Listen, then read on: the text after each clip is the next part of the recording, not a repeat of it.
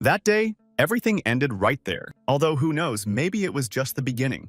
There was no hope left that everything would end well. There was no one left to come to the rescue. Smiling contentedly, she asked Jiang Xiaoyun if he thought there was any meaning left in his life, since all his friends had already said goodbye to life. Her words hurt him more than the beatings. He thought it was all his fault. His friends had died because of him. Calling her a devilish snake, Jiang Xiaoyun shouted that she deserved the most miserable death. In her sweet voice, she indignantly exclaimed that he was being rude to her again. The man replied that they would make his suffering long to appease her anger. The man thanked her for the supplies and added that now they would live a few peaceful months. Then, smiling, he pressed a button on the remote control. The rope on which this bound boy was hanging descended to the bottom of the cage with the ravenous zombies. They had long since smelled the scent of living flesh and were going mad waiting to get their hands on it. The tied-up guy had no chance of escaping the crowd of rabid zombies, and they began to devour his flesh. He silently promised Kui Jing that if he got another chance, he would make her pay for this. When he woke up, he screamed. His body was covered in cold sweat. She asked Jiang Xiaoyun what was wrong with him. Kui Jing asked why her name was not on the property documents.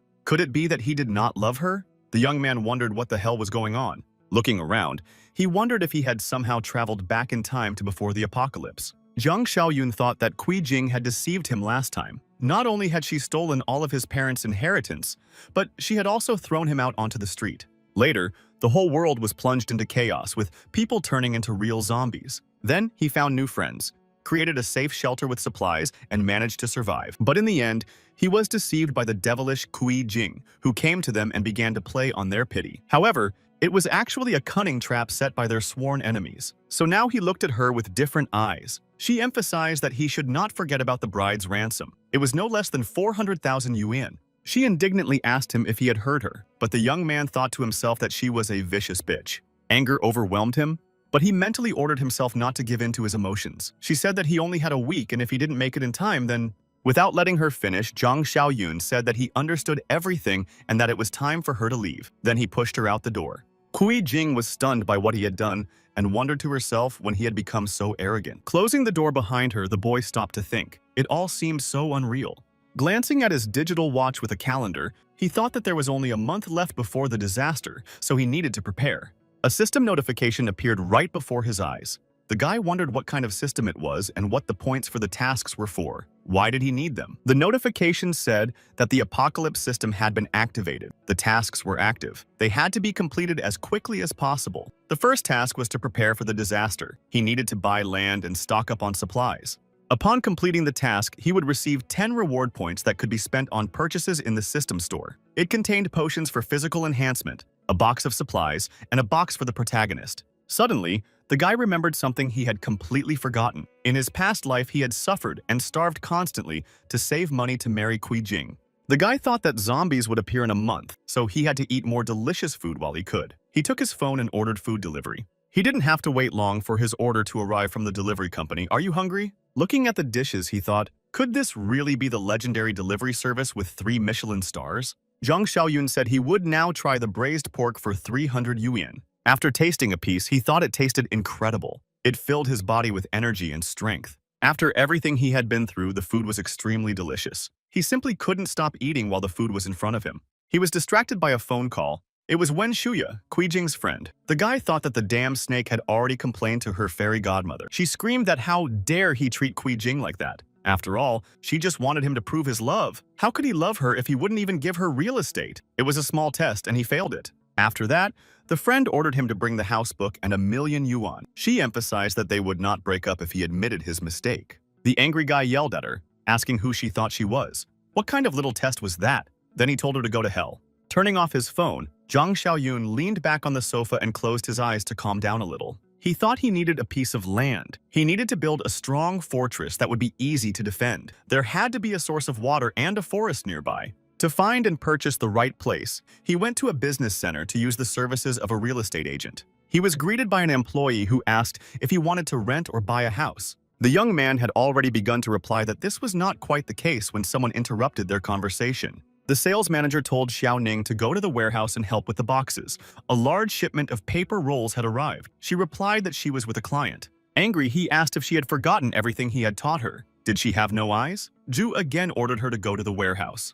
The girl wanted to argue, but he interrupted her again and said that it wasn't a customer. but some loser in rags. He couldn't even afford to buy a toilet. Jung Xiaoyun noticed that he was looking down on people. He smiled and asked where he saw a person, because all he saw was a stray dog. The manager said that if he could buy at least a toilet, he would eat shit on stream. The guy replied that that was fine. He said he would prepare something warm and fresh for him. Jung Xiaoyun turned to the girl and said that he had not come to rent or buy a house. He was going to buy land. The employees immediately perked up. Someone asked if the guy knew how much it would cost. Another added that he had never seen anything like it before. A real rich man had come to them. She replied that it was fine and asked him to follow her. She also said that she would explain everything to him.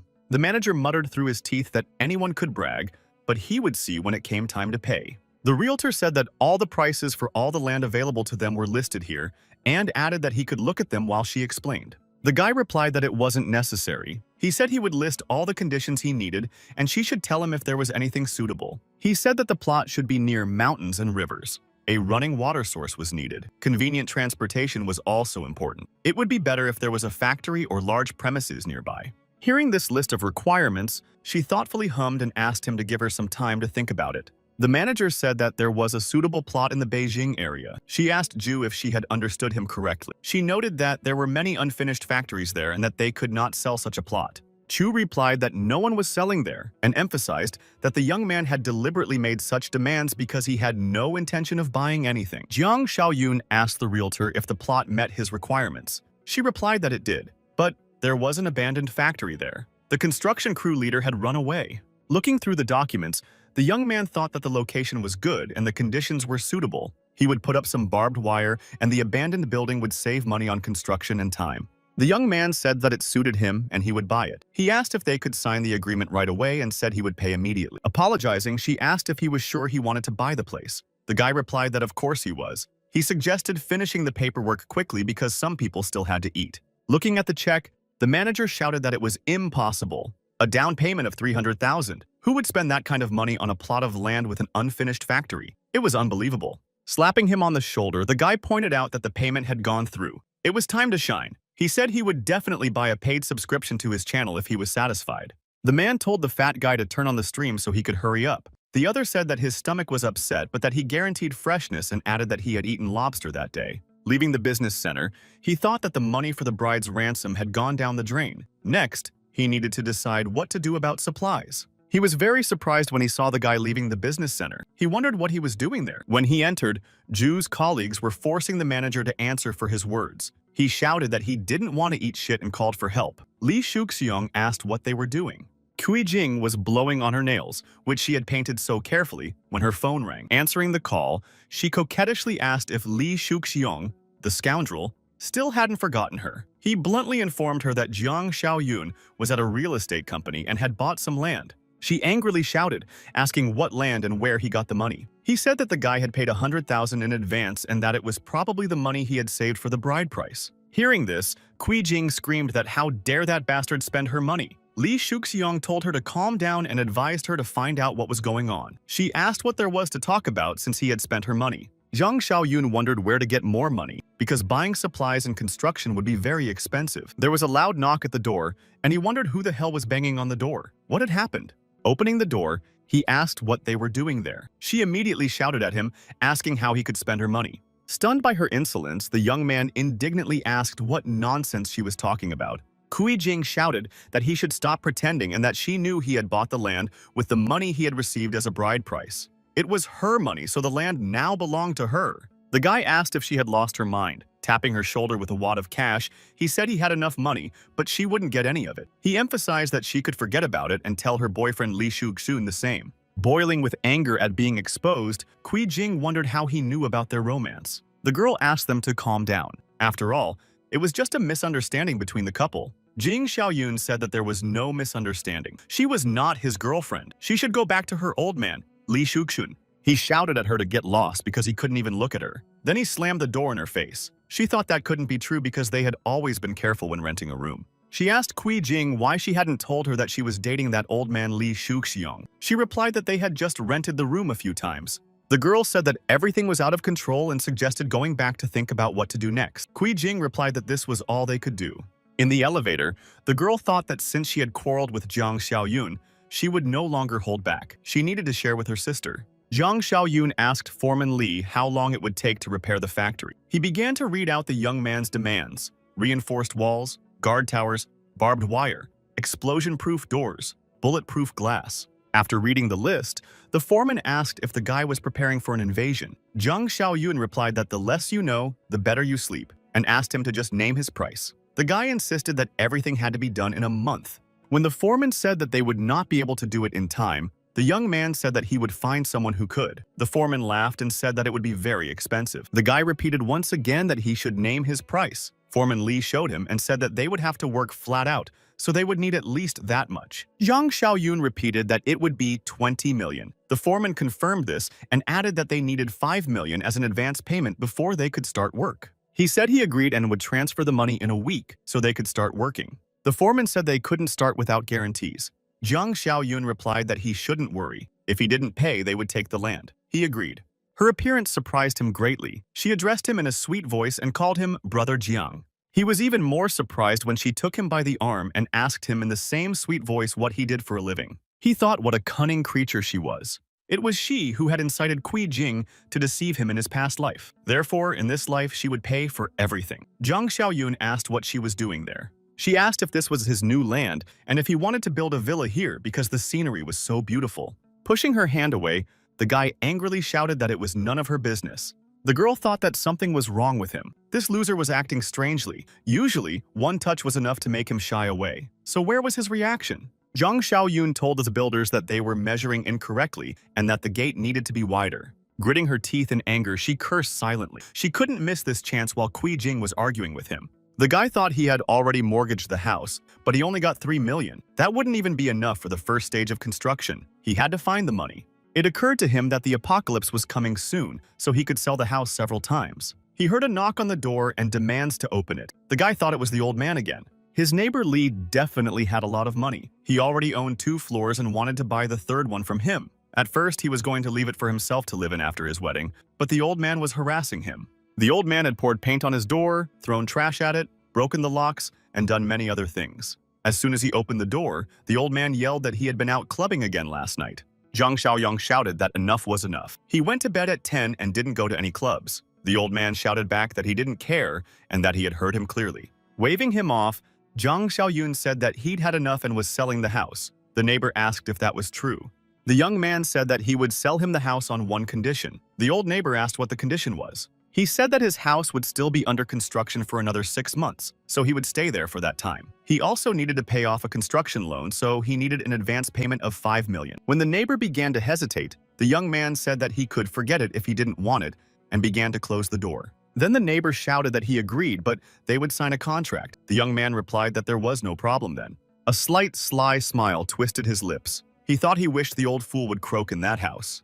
He received a message from the bank. Old man Li had transferred 5 million to his account, so now he had 8 million. He thought it was time to complete the task and get his reward. So he drove to the largest shopping center in the city. The task said to buy supplies for 365 days. So this was probably the last shopping cart. Visitors shunned him and whispered that this guy must have lost his mind, so they should stay away from him. The boy brought 12 baskets with roughly the same products to the checkout, calculating 1 basket per month. The shoppers wondered why he needed so much. One guy said that he was probably another idiot who had been taken in by stories about the end of the world. After receiving points for completing the task, the guy thought about how to use them. Improving his stats would be useful, but the protagonist's box cost exactly 10 points. He told himself there was no point in hesitating. He had to seize the opportunity. So he chose the protagonist's box. The system reported that the exchange was successful and he used his 10 points. Now he had 0 points left. The box contained a space ring. It could hold 300 cubic meters of space, and time stopped inside it. The guy was delighted and said that was what he thought. He hit the jackpot right away. Time doesn't pass inside, so food won't spoil, which is great. The system announced a new task. Gather supplies for 10 years and receive a reward of 20 points. The boy indignantly asked what this was all about.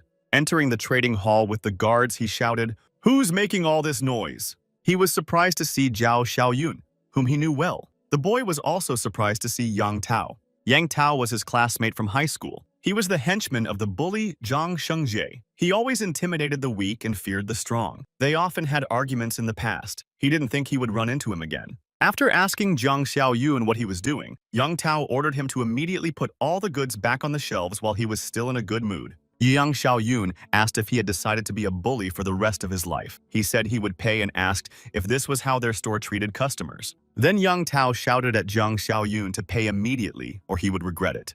The staff had been ringing up the goods at the cash register for an hour when the last basket finally arrived. He asked the cashier what the total amount on the receipt was. She replied that it was 56,883 yuan. Grabbing the terminal, Yang Tao handed it to the young man and shouted at him to pay immediately. The young man swiped his card through the terminal. His eyes were filled with determination and anger. A message appeared on the terminal indicating that the transaction had been successful. Gritting his teeth, Yang Tao just clicked his tongue in dissatisfaction. As he was walking away, he shouted to the security guards that they could leave. Jiang Xiaoyun ordered him to stop. Looking back, an irritated Yang Tao shouted that the guy still needed something. Jiang Xiaoyun told him to apologize for his rudeness, or he would have to carry all the goods back to the shelves. But the boy had no intention of doing so and shouted at the young man not to look for trouble. One of the customers noticed that he had attacked him and asked if he couldn't at least apologize. Another added that the internet would quickly make him famous. The young man repeated that he should apologize, adding that then he would be nice and buy 10 times more. Yan Tao asked suspiciously what he was talking about. The guy said to give him the terminal and he would show him the balance. He was stunned when he saw that the guy had more than 7 million in his account. The guy told him to apologize and then he would stay. Bowing low to his classmate, Yang Tao asked him to forgive him. Bowing him even lower, Jiang Xiaoyun told him to control himself next time. He asked the boy why he needed such a large amount of money. Jiang Xiaoyun replied that it was none of his business and that he was preparing a big deal. Surprised, Yang Tao asked about the deal and noted that the store's supplies were insufficient and that it would be better to contact wholesalers. Jiang Xiaoyun asked if he knew any. He replied that he did and asked if he remembered Zhang Shengji. He happened to be in that line of business. Yang Tao called Zhang Shengji and told him he had found a big customer. The guy thought that if they were working together, it would be interesting to know how much of the supermarket's illegal income was going into their pockets. They agreed to meet in the parking lot near the same supermarket. The car drove up at full speed and braked sharply right in front of them, kicking up a cloud of dust. The young man thought that this man was driving dangerously. Had he never been fined? Getting out of the car, Zhang Shengji asked if this was the same big client. Yang Tao said that it was Jiang Xiaoyun, his classmate from high school. Taking a drag on his cigarette, he replied that he remembered now. Zhang Shengji blew cigarette smoke directly into the young man's face, but he didn't even blink. Then he laughed and took another drag, saying that this was the stubborn guy. Looking at the skinny guy, he asked if he was wearing fake clothes. Then he added that he hated poor people who pretended to be rich more than anything else. The guy replied that he had no idea and had bought it at a street kiosk. Pushing Yang Tao, he asked if this was his big client. Then he shouted that he had wasted his time.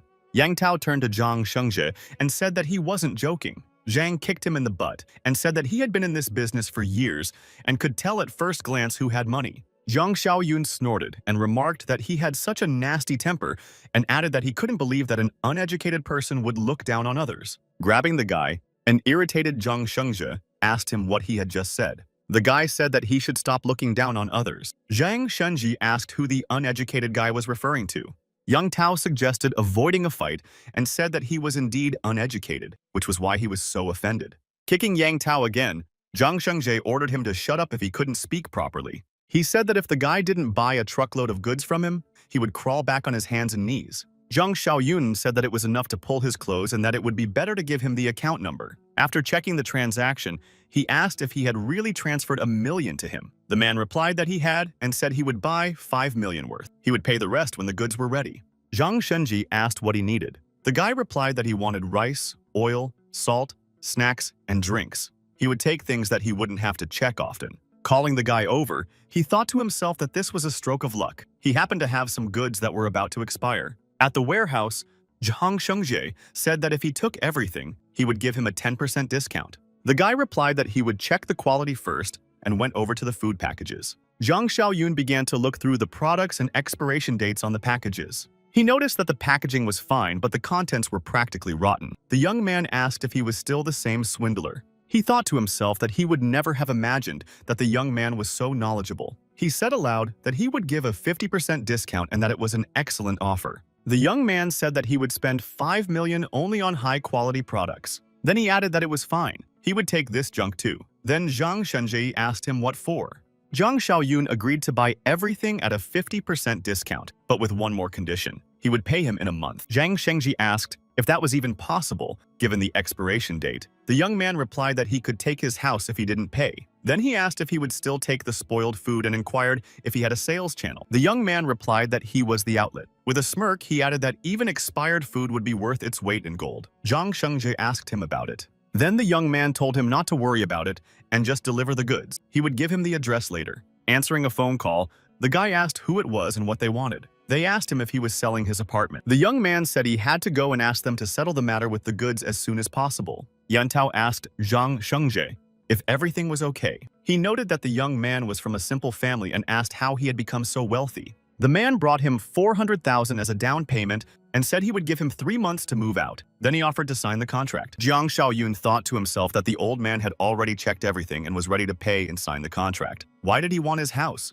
The young man asked if he was in a hurry. The old man replied that, to be honest, his granddaughter was changing schools and had nowhere to live. He said that he had already looked around the neighborhood, but no one else was selling. The young man remarked that the old man was too honest and had laid all his cards on the table. He asked if he was afraid that he would raise the price. The old man immediately began to sigh that it was all the savings of 2 generations and asked him not to do that. Smiling, Zhang Xiaoyun told him not to worry. Everything would be as agreed. Then he signed the contract. The man thanked him and apologized for distracting him from his work. The young man replied that it was no big deal and wished him luck. He thought that this man was from the bottom of society but was kind and honest. His granddaughter wouldn't last a month in a disaster. The young man stopped the old man and asked for his current address, just in case. Jiang Xiaoyun arrived to check on the construction and see if everything was going according to plan. Foreman Li asked when the next payment would be. The young man replied that he was just about to transfer the money and asked how the work was going. He replied that about 70 to 80% was ready. He showed him the walls and doors and emphasized that the protection was perfect. They used the premises of an abandoned factory for the warehouse, cleaned everything up, and it was ready to use. Saying that it was excellent, the guy called Zhang Shenji and told him that he could bring the supplies. While putting away the food, someone remarked that their boss was very generous, paying 2,000 for such simple work. Another added that it looked like a real bunker. Then the first said that he couldn't even imagine how the rich were trembling for their lives. He personally checked how the food was being sorted. The guy ordered that perishable items be placed separately and that nothing be mixed up. The workers finished arranging the food late in the evening, and the young man finally let them go home. After walking through the rows of boxes and checking that everything was in order, Zhang Xiaoyun said that everything was ready. Now he had completed the task of preparing supplies for 10 years and received 20 points. The young man was surprised to see a new box in the system store. It contained a health potion, a box of supplies, an apocalypse cultivator, and a skill awakening box. Thinking that luck was on his side, he chose the skill awakening. The system notified him that the exchange was successful and 10 points were deducted from his account. In return, he received the Eye of Mind skill. This skill helps to detect hostility from targets. He was delighted to receive this skill and noted that it was one of the most useful skills in the early stages of the disaster. Immediately, a notification appeared about a new task: prepare for battle. He needed to arm himself. For this, he would receive a reward of 10 points plus a random gift. The boy said that this was exactly what he had in mind. What he needed could only be obtained on the black market, where he headed late at night. Zhang Xiaoyun heard a familiar voice saying that he would only give him $300 for it. The seller shouted that he wasn't bargaining. Li Shuxiang said that a jade bracelet for 2,000 was obviously a fake, so he would take it for 300 and the seller would still come out ahead. Either that or he would leave. The seller agreed and asked him not to shout. The guy thought that the bastard Li Shuxiang had come here for a fake bracelet. It was so easy to fool that stupid Kui Jing with such junk. Walking a little further, he noticed some nice knives and machetes. The guy realized he had finally found what he was looking for. Looking at one of the knives, he asked the owner if he had anything harder. The man replied that these were the sharpest knives he had. If the young man wanted something harder, he could buy a blank and sharpen it himself. Finally, he added that the young man could try a bat for starters. When Zhang Xiaoyun said that it wasn't hard enough, the man frowned and asked if he was looking for trouble. A message arrived saying that 200,000 yuan had been transferred to his account. He was surprised because he wasn't expecting a transfer from anyone. Showing him that the money had come from him, Zhang Xiaoyun told him not to worry. He said that he really wanted to buy something. Then the man called out to Xiao Xian, who was sitting nearby, and asked him to watch his counter. Hinting that such things should not be discussed on the street, he showed the young man where to go. Demonstrating it, he said that it was a homemade weapon and that it was enough to shoot a chicken. It only cost a few thousand yuan, and cheap bullets would work. The young man replied that it was not what he wanted. The man took out another box and said that this replica revolver was just as good as the original. The price was 5,000 yuan. The bullets were 9 millimeters and 5 yuan each. Jiang Xiaoyun was already getting angry and pointed out that he had already paid a deposit of 200,000 yuan. Then he asked if there was nothing suitable. The seller was very surprised when he heard that the guy said it was only an advance payment. The guy said that it was only 10% and that he needed weapons worth 2 million yuan. The man asked the young man why he had come to him with such a large order. He replied that his subordinates used to handle such matters, but things had changed a little. Asking him to wait a moment, the man went to the door and closed it from the inside. Then the man discreetly peeked out the window as if looking for something or someone. Making sure that everything was clear, the man told the young man that he had come to the right address. He whispered to the young man to write a list of what was needed and he would give him the address. He was to come there the day after tomorrow at midnight to complete the deal and bring the rest of the money in cash. As they were leaving the premises, the seller bumped into the man and told him to be more careful. He immediately recognized the young man and exclaimed his name in surprise. The man turned out to be Li Shushun. Li Shuxiong said that he didn't expect to see him at the black market and remarked that now he understood where he was spending all his money. He also added that the young man was still ignoring Kui Jing and asked if there were any family heirlooms at home. He asked if the young man wanted to follow in the footsteps of people who sell their belongings to live in comfort for a while. Listening to his stupid jokes, the boy thought it would be appropriate to test his skill. Activating his eye of mind, he immediately saw who had good intentions and who did not. Jiang Xiaoyun thought that this was a very useful ability. The guy replied that he would do as he said. Then, pointing to the bag, he asked if he was going to deceive Kui Jing with this used junk. He added that it was perfect because she was used herself, so everything would suit her. Enraged, Li Shuxiong called the boy a bastard and asked him what he meant. The salesman asked the boy if he was his friend. He replied that he was not a friend, but an enemy. Then, the salesman said he understood and that they would deal with him. Jiang Xiaoyun replied that they should leave him alive because he had other plans for him. His team of guys immediately moved on Li Shuxiong. He immediately asked what they were doing and warned them that they would regret it. But they ignored him. Li Shuxiong suggested that they talk first and come to an agreement.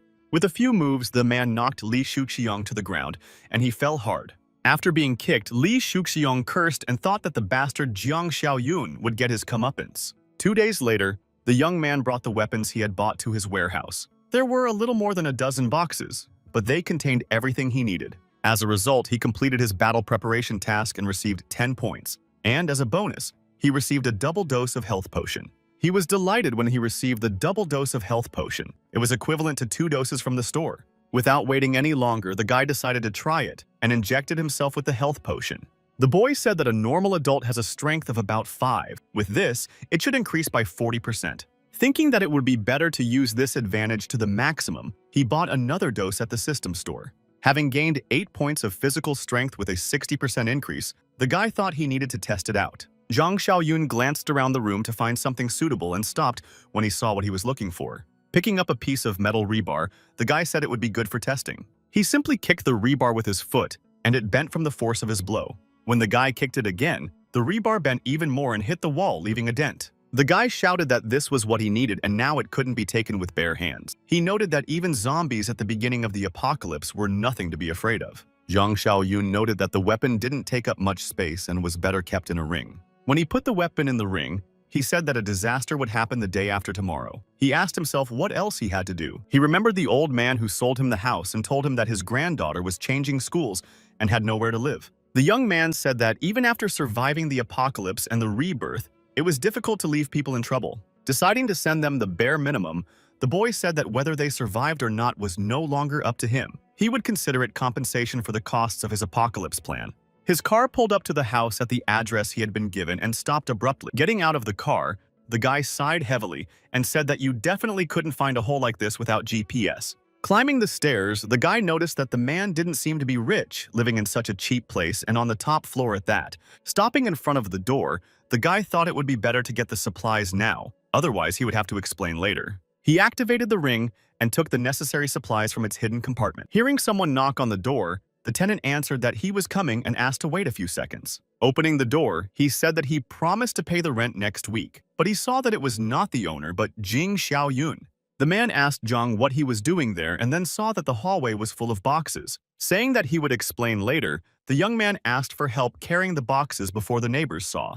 When they finished, the man said that young people were so strong. The young man carried everything and didn't even break a sweat. Glancing around the room, the young man said that it was a nice room and the doors were quite sturdy. Telling the old man to listen to him very carefully, Zhang emphasized that he should use these supplies wisely. Then he would be able to last about 6 months. Suddenly, the young man saw a photo on the old man's table and froze. The old man asked if something was wrong. He added that the young man could keep the supplies because they would be moving in a month anyway. The photo was of the old man and a girl he knew well. The young man repeated her name, Shan Shan, in his mind. He asked the old man if his granddaughter's name was Shan Shan. The old man asked how the young man knew her, since he hadn't mentioned her. Zhang Xiaoyun asked where the girl was now. The old man replied that she was at her old school. They were going to transfer her when they moved to their new house. The paperwork was almost ready. The boy remembered how she had sobbed that her grandfather had died because of her. In a previous life, the old man had gone to a ruined school to save her and had died himself. Putting the photo back in its place, the boy thought that he would correct her regret in this life. Looking at the old man, he said that they would not move to a new house. The old man asked if he wanted to go back there and said that he couldn't. Interrupting him, the boy told him to let him finish. He said that tomorrow this world would turn into hell. Neither his house nor his granddaughter's transfer would matter anymore. They would go with her to school, and he would prepare a place for them. The alarmed old man asked Zhang what he was talking about and added that he didn't understand anything. Thinking that the old man was slow on the uptake, the young man began to think of a better way to explain it to him. He asked the old man if he understood what a great famine was, and if he could imagine how terrible and tragic life was when famine struck. The old man replied that he could imagine it, but that these were peaceful times. So where would famine come from? Deciding that he needed to take the boxes back to the warehouse, the young man activated his ring. All the boxes returned to their places in space. The old man asked what kind of magic it was, since all the boxes had disappeared in an instant. The boy said that he had superpowers and could see the future. He told the old man that if he wanted to live and save Shan Shan,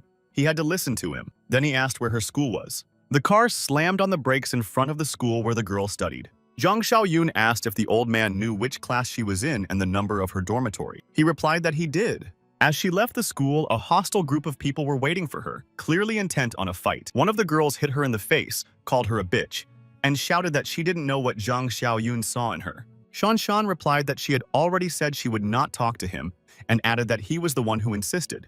Kicking the girl in the stomach again, she shouted that she didn't want any excuses. Grabbing Shan Shan by the hair, she asked if she was trying to say that he had hit on her and she had rejected him. They heard someone ask what they were doing there and turned around to see who it was. One of the girls said that it was her useless old man. Shan Shan asked her grandfather what he was doing there. The old man shouted at the girls to let Shan Shan go immediately, but they had no intention of doing so. The guys with bats blocked his way and called him an old fart, telling him to get lost and that they would deal with her themselves. The old man tried to take the knife from the boy and shouted that they were stupid bastards. Where were their parents looking? How could they bully their classmates? One of the boys shouted at the old man to back off and swung his bat at him. However, he was stopped. Holding his arm, Zhang Xiaoyun asked if the boy wanted to become an assassin at such a young age. One of the boys asked where this vagrant had come from. Another asked why this bitch hadn't said she had a brother. With one kick, Zhang Xiaoyun knocked the boy who was attacking him with a bat several meters away. Then 2 others approached the boy from both sides and prepared to attack him together. The boy swung the bat to hit him from behind, but Jiang noticed his intention, crouched down, and dodged the blow. At that moment, Jiang realized that along with his strength, his reaction speed had also increased. Turning sharply, he grabbed the attacker by his clothes and slammed him hard against the ground. He still had to deal with the other one, who was brazenly threatening him with a knife. The latter made only one lunge before Jiang grabbed the hand holding the knife. Snatching the knife from his hand, Zhang Xiaoyun kicked the guy right under the knees and he began to fall. It took Zhang only a few minutes to deal with both attackers, who lay helpless on the ground. Zhang Xiaoyun moved toward the girls who were beating and mocking Shan Shan. The girl asked what he was going to do. The guy didn't even bother to explain. He just slapped the girl hard for hurting Shan Shan. Grabbing her friend by the hair, the guy asked if she liked pulling other people's hair. She screamed for him to let her go. Then Zhang Xiaoyun put a knife to her throat. She was seriously frightened when she felt the blade of the knife and asked what he was going to do. Without saying a word, the boy made one sharp movement with the knife, and the girl slowly sank to her knees. Grabbing her short hair, she screamed in fear that it was her hair. She called the guy a freak and asked how he dared to cut it off. Then she threatened that she wouldn't let him get away with it. Scattering the hair left in his hands, he said it would only get in the way. She asked him to repeat what he said. He replied that in a few days she would understand and added that a short haircut could save her life. Then he called Shan and said they were leaving. The girl asked in surprise where they were going and followed the boy with her grandfather. They had already left the city when she asked if she would be returning to school. Her grandfather replied that a great famine was coming soon, so what was the point? Survival was the most important thing. Shan immediately became angry and asked her grandfather how many times she had told him not to believe the calls from these scammers. Then she ordered him to tell her what kind of nonsense they had fed him this time. He replied that there were no calls and that he was telling the truth. The girl insisted that he always said that. Watching them argue, Zhang Xiaoyun thought that this time Shan would be safe. The young man said that this time he had not been deceived. The information about the famine had come from him. Then the girl asked who he was. He said his name was Zhang Xiaoyun, but she could just call him Brother Xiaoyun. She then thanked him for dealing with Song Wei and the others. Zhang Xiaoyun told her not to worry because they didn't have long to go. She asked what he was talking about and if it was true that there would be a famine. The boy replied that he had made up the story about famine to make it easier to convince her grandfather. Smiling, she said that she knew it was just a story because it was a time of peace. Then Zhang Xiaoyun said that in reality, an apocalypse was coming. Shan was stunned when she heard about the apocalypse, so she asked him about it again. Saying that it was just in time, the boy asked her to watch a video and the news on his phone. Then she would understand if he was right. The video began with the words of a song. With my sword raised, I stand in the images of the whole world. Anger. With my sleeves rolled up, I meet the light of the moon. The west wind blows away the fallen leaves. Someone had filmed a video in which they noticed that it was the first time they had seen a crazed person bite someone. Switching to the next one, she heard someone complaining about the smog and asking if he was the only one who thought there was a strange smell. In another video, someone screams that the man is biting himself for some reason. Is he a dog or something? Later, the same man says that he can no longer resist. He feels so bad and needs to go to the hospital. Zhang Xiaoyun said that was what he thought. The first warning signs had appeared. Shan asked if this was really the beginning of the apocalypse. The guy replied that tomorrow would be the first day.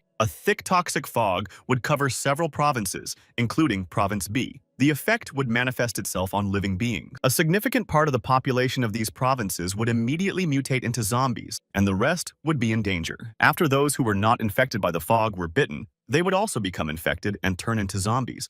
He noted that she was young and knew about zombies. She replied that she knew, but found it difficult to believe. Zhang Xiaoyun replied that it would take her more than a week to believe it, and then noticed that there was a traffic jam ahead. Looking out the window, he said that even the emergency lane was blocked. The old man turned to the young man and asked what would happen if they got stuck there and the zombies he mentioned appeared. The young man replied that the old man shouldn't worry. It wasn't that urgent. The young man thought they still had a few days before the situation got out of hand. But what if the zombies appeared nearby? Behind them, a black Mercedes was speeding and didn't even try to brake. The car swerved sharply into the emergency lane and tried to ram into the young man at high speed. He slammed on the brakes and they managed to avoid a collision, but the passengers in the car were shaken up pretty badly. Zhang Xiaoyun grumbled that these idiots didn't even turn on their turn signal and brazenly cut them off from the emergency lane. Saying that he would not let it go, Zhang Xiaoyun did not let the car cut in front of him, driving close to the car in front. Seeing that the other driver was again pulling up alongside him, the young man said that he didn't want to give up and was still trying to squeeze in. The window of the Mercedes rolled down and the man began to curse Zhang Xiaoyun and demand that he let him pass. The old man turned to Zhang Xiaoyun and remarked that he looked like some kind of rich guy, so it might be better to avoid trouble. The young man told the old man not to worry. If the man got out of the car, he would send him flying. When the convoy started moving, the young man shouted that it was finally moving after standing there for an hour. Shan reported that the same car was trying to cut them off again. The young man said that the driver was asking for trouble.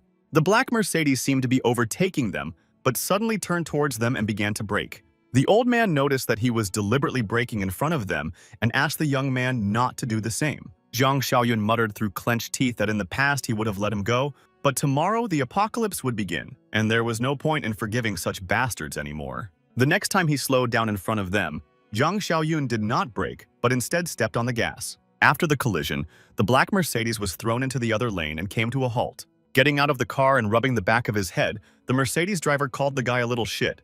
He immediately called the police, demanding to see the camera footage and saying that he urgently needed the car's license plate number. Looking at the car's taillights, the angry man said he would show him that he was not joking. The entrance to the territory was illuminated by two large spotlights. When they approached, the gates opened automatically. Getting out of the car, his guests were amazed by what they saw around them. Seeing a concrete fence several meters high stretching along the perimeter, she said that it was impressive but perhaps a bit excessive. Jiang Xiaoyun said that they should rest because they had some very difficult days ahead of them and led them to their rooms. Enjoying his coffee, he gazed thoughtfully out the window. Everything seemed peaceful. Stretching, she said that she hadn't slept so well in a long time and noted that skipping morning classes was really cool. Smiling, the boy said that since she was already awake, he would show her around their fortress. During the tour, the guy said that the walls were made of strong concrete. The gates were made of pure steel, controlled remotely, and were 3 centimeters thick. Whether they were humans or zombies, without powerful weapons, they would not be able to break through. He emphasized that they should remember that only 3 people were allowed here without his permission, and that was them. Shan Shan said that if there were survivors who made it here, they would simply be left to die. Saying that they were moving on, the guy explained that during the apocalypse, it was difficult to predict human behavior. The guy noted that if they trusted a person with hidden intentions, they would die themselves. He said that this buffer zone would serve as a temporary shelter if someone came and he wasn't there. Jiang Xiaoyun again emphasized that no one was allowed to enter the fortress under any circumstances and asked if they understood. When they replied that they understood, the young man said that he would show them the food supplies and how to distribute them. He led them to another part of the former factory, which had been converted into a warehouse. Looking back to glance at them, the young man activated his mind's eye skill. Seeing happy emoticons, the guy thought that maybe it was a sign of trust, since he had never seen this before. Then the guy used his space ring and said that weapons were the most important thing during the apocalypse. Jiang Xiaoyun emphasized that they should always control themselves and not dance to someone else's tune. The system announced the reunion with Shan Shan and the activation of a series of tasks. Former partners, Part 1. The next task was to find and rescue Zhang Qi's partner. The reward for completing the task was 20 points. After receiving the task, the boy noticed an arrow that clearly pointed to the location of the object. He thought this was good because he had already been thinking about how to find it. The guy shouted for them not to forget and not to break the rules, and rushed to the exit. She asked him where he was going. Getting into the car, he replied that he was going after the people because they needed to assemble a team. Then he quickly drove away from the area. That day, the group of guys had a fun time singing and drinking at a karaoke bar. The guys left the karaoke room and said they were going to the restroom. One of them warned that he wouldn't wait forever because of kidney problems. They came out of the restroom laughing and talking to each other. Without noticing, he was waving his arms widely. It so happened that the slightly drunk guy accidentally touched the girl with his hand. She cried out in displeasure. He immediately apologized and admitted his guilt. The dissatisfied girl pressed herself against her boyfriend. Without further ado, he hit the guy and called him a little shit, shouting at him to watch where he was going. The kick was quite strong, and the guy lost his balance and fell heavily. His friend immediately ran up to him and asked Zhang Qi if he was okay. Looking back at the man who had hit him, the boy asked what he was doing and why he had hit him. The man became even more angry and shouted that no one had given him permission to talk to him. When he lifted the young man by his clothes, he asked what he was doing again. Zhang Qi jumped up and shouted for him to stop because it was his fault. Leaving the restroom, the waiter thought that his stomachache was bad enough without a cold, and now a fight. Couldn't he get a minute's peace?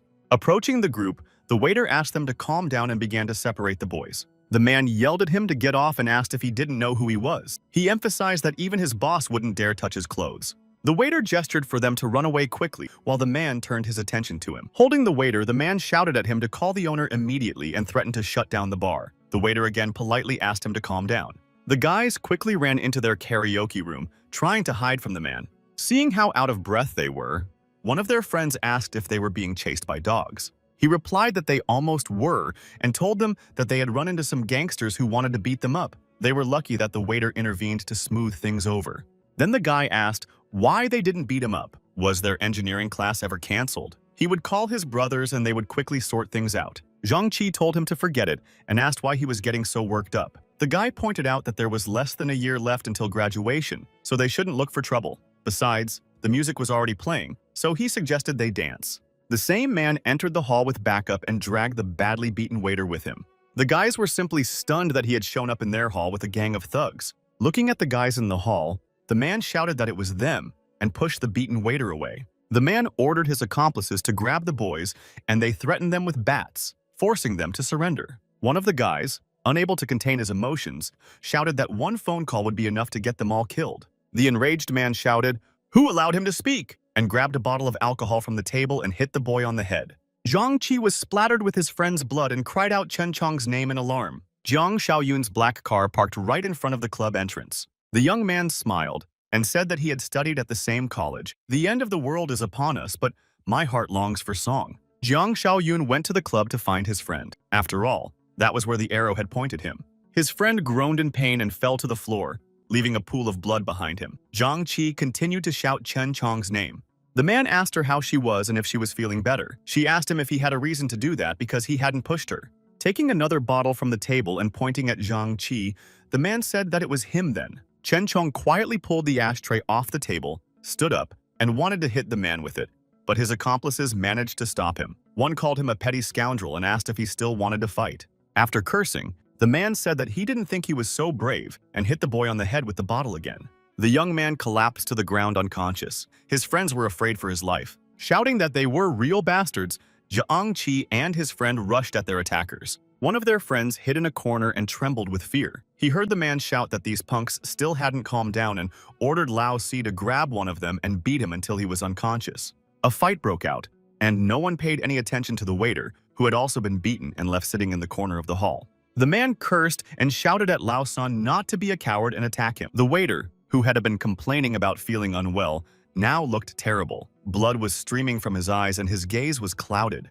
With a frenzied growl, the waiter rushed toward the guys fighting in the other corner of the room. Reaching one of the boys, the waiter sank his teeth into his shoulder, and the boy howled in pain. The girl screamed in fear. The guy tried to shake him off and yelled at the damn dog to let him go. He couldn't get away and started begging for help. The boy watched in terror, cowering in the corner. He heard the man order another man to pull the waiter away while he dealt with the two of them. Grabbing the waiter by the neck and trying to pull him away, the man asked why he had become so strong. Turning sharply, the waiter bit the man who was pulling him by the arm. The man howled that it was a mad dog and that it had bitten him. The waiter knocked him to the ground and began to bite his arm even harder, as if trying to tear off a piece of flesh. The guy screamed that he had completely lost his mind and was too strong. Suddenly, a strong hand squeezed the waiter's throat so hard that he let go of the guy's arm. Zhang Xiaoyun held the waiter by the throat, lifted him up, and continued to squeeze. Then he slammed the waiter's head against the glass partition of the hall with all his strength and ordered everyone to stop immediately. The young man thought to himself that the waiter was as strong as an ox, and this guy had lifted him with one hand. The man indignantly asked who he was and why the hell he was giving orders here. Ignoring the question, Zhang Xiaoyun turned to Zhang Qi and asked if he had been bitten. He replied that he hadn't been bitten and asked what the problem was. Then Zhang Xiaoyun said that he was following him. Grabbing the young man by the shoulder, the man asked where he was going, as they weren't finished yet. At the same time, one of his associates called out to the boss and reported that his head was spinning. The boss asked him what was wrong and if he had caught a cold again. The associate reported that he had only had a stuffy nose in the morning. Zhang Xiaoyun asked if he had been bitten on the shoulder. The man replied that he had and asked why. He thought that he must already be infected and now he had a bite close to his head, so he would soon start mutating. Without saying a word, the young man silently dragged the waiter away. The man asked what he was doing. The young man dragged the enraged waiter to the restroom and simply threw him inside. When the young man closed the door, the waiter began banging on it from the inside, trying to break it down. Zhang Xiaoyun thought it was good that they hadn't learned how to open doors yet. Wiping his hands as if they were dirty, Zhang Xiaoyun looked at the group watching him. He turned to Zhang Qi and asked which of these men needed to be taken care of, demonstratively flexing his fists. Not understanding what was going on, Zhang Qi asked in surprise what he was talking about and if they knew each other. The gang leader threatened him with his fist and told the guy not to be so bold. Instantly grabbing him by the face with one hand, Zhang Xiaoyun slammed the man to the floor. His accomplice immediately rushed to his aid and shouted that he had asked for it. But Zhang Xiaoyun stopped him with a single blow to the jaw. The man immediately began to fall. It seemed that he had instantly lost consciousness, and foam began to come out of his mouth. Another gang member ran up to him and asked how he had been knocked out with a single blow. Zhang Xiaoyun shouted that anyone who wanted to try his fist should come forward. Then he turned back to Zhang Qi and told him to take his friends and wait outside the room. Zhang Qi replied that he understood.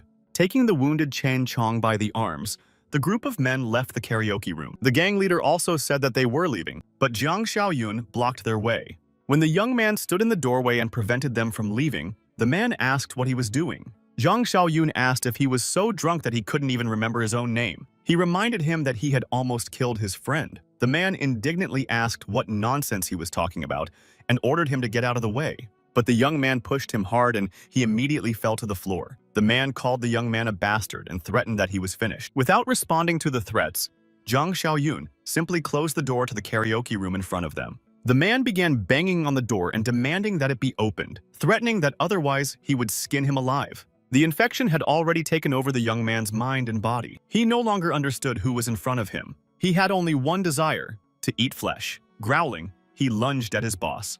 Everyone screamed, asking what the hell he was doing, biting people. Then there were cries for help and wild growls.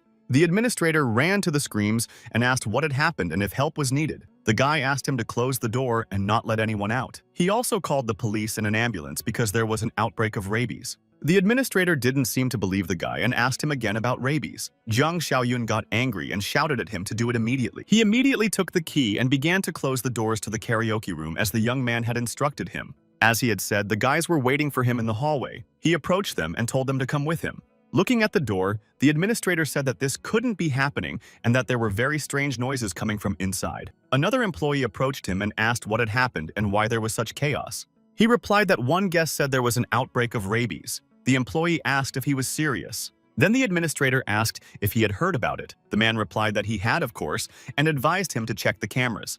In the security room, they turned on the camera from the karaoke room onto a large screen and were horrified by what they saw. The crazed men were already finishing off one of them and had started on the girl. The manager screamed hysterically for someone to call the police immediately. Zhang Xiaoyun told them to hurry up and emphasized that it was already dangerous there. On the way, Zhang Qi thanked the young man for his help and asked who he was. The young man said his name was Yang Xiaoyun and that he had been hired to protect him, but he couldn't say who for yet. One of the guys asked what kind of rabies flu it was and noted that the internet said it was fake. Zhang Xiaoyun asked if he meant that he hadn't seen what happened in that room.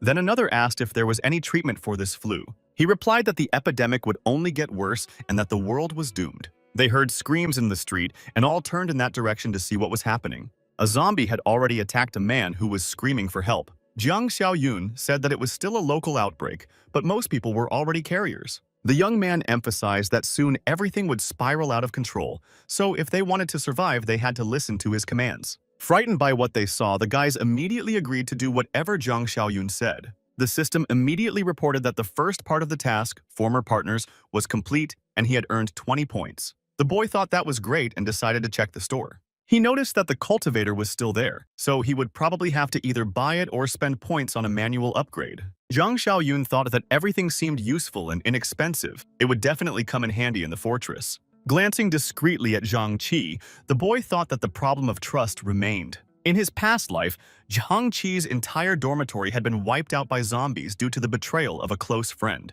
And the main question was which of his 3 classmates had finished off the rest. Kui Jing asked how they were doing and when the supplies he had mentioned would arrive. Then she remarked that the streets were so chaotic that she was afraid to go to the store. He replied that it would be soon. He would bring them as soon as he was free. Hearing a knock at the door, she cried out in fear. Li Shuxiong asked what was wrong. She said that someone was knocking on the door, so she hung up and quietly went to the door. Quietly creeping up to the door, she cautiously peeked through the peephole to see who was there. Opening the door, she asked what the noise was and added that it had scared her. Her sister said that Uncle Li from the first floor had been taken away. Kui Jing asked where. Closing the door, her sister replied that she didn't know, but she had seen the police and an ambulance. Hearing this news, the girl realized where all the noise was coming from.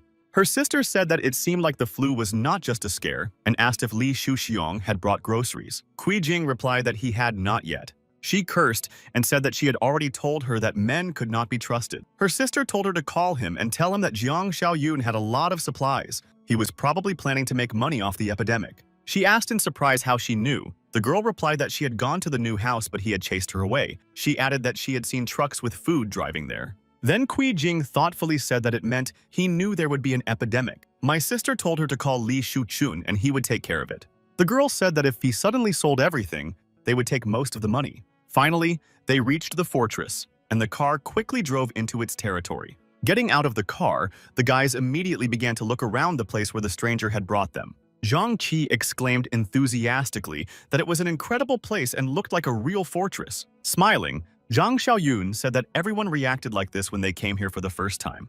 The old man said that Mr. Xiaoyun had finally returned. Shan Shan followed her grandfather and asked if everything was okay. He told them not to worry and said that he would introduce them to the new members of the team. The young man said that this was Zhang Qi and his classmates. They would be staying with them.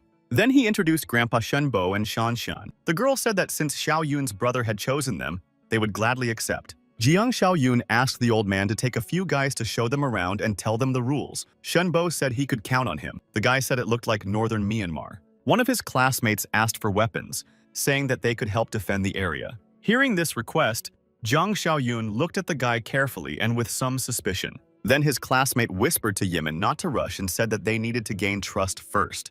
Jiang Xiaoyun told him not to worry. They would get the weapons in a few days. He noted that the young man had quite serious injuries and that it would be better to have him examined in the infirmary. They were shown a place where they could wash up and tidy themselves up. One of the guys said it was very comfortable there. Eamon asked the guy why he had stopped him. Maybe then they would have gotten the weapons right away. The guy said that it was the best way to protect themselves. Otherwise, they were effectively under house arrest.